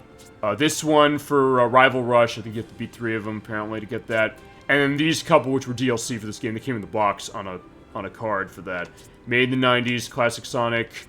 Not the Go Fast one. I think that's came with this. Or, maybe it did. And then the Genesis. But yeah.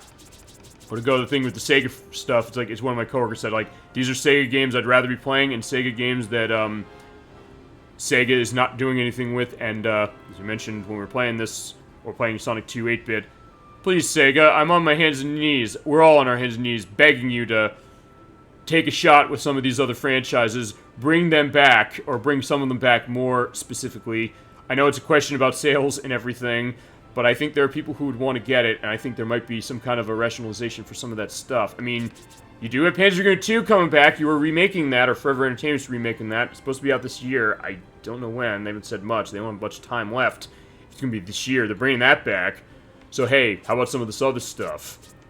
But, alright, I think I've complained about this game long enough, so unfortunately, yeah, I hate to have to talk about this way. I was hoping that this would be a decent case of this, but, yeah, say if you're watching, get your act together, please. Don't do this with Sonic again. Do not do this with Sonic Origins. Do not do this with Sonic Rangers. But, yeah, unfortunately, I'm a glutton for punishment that way. But, here's hoping they patch it. Here's hoping you patch it. And, yeah, if you want to play Sonic Colors right now, get it on the Wii. Do not get it on any of the new systems. But yeah, that'll do it for this extra part of Super Sonic Game Saturday, for Super Old Game Saturday. With that, I'll see you next week with another Sega game, and one in a franchise that is definitely seeing a much better time of itself now, Streets of Rage. We're starting with Streets of Rage 1, and I cannot wait to do that. In the meantime, hope you enjoyed the video, hope you enjoyed this look over of what's going on with Sonic Colors on top of what you saw with Sonic 2 8-bit. I'll see you next week for Streets of Rage. Thank you again, keep being awesome, and take care.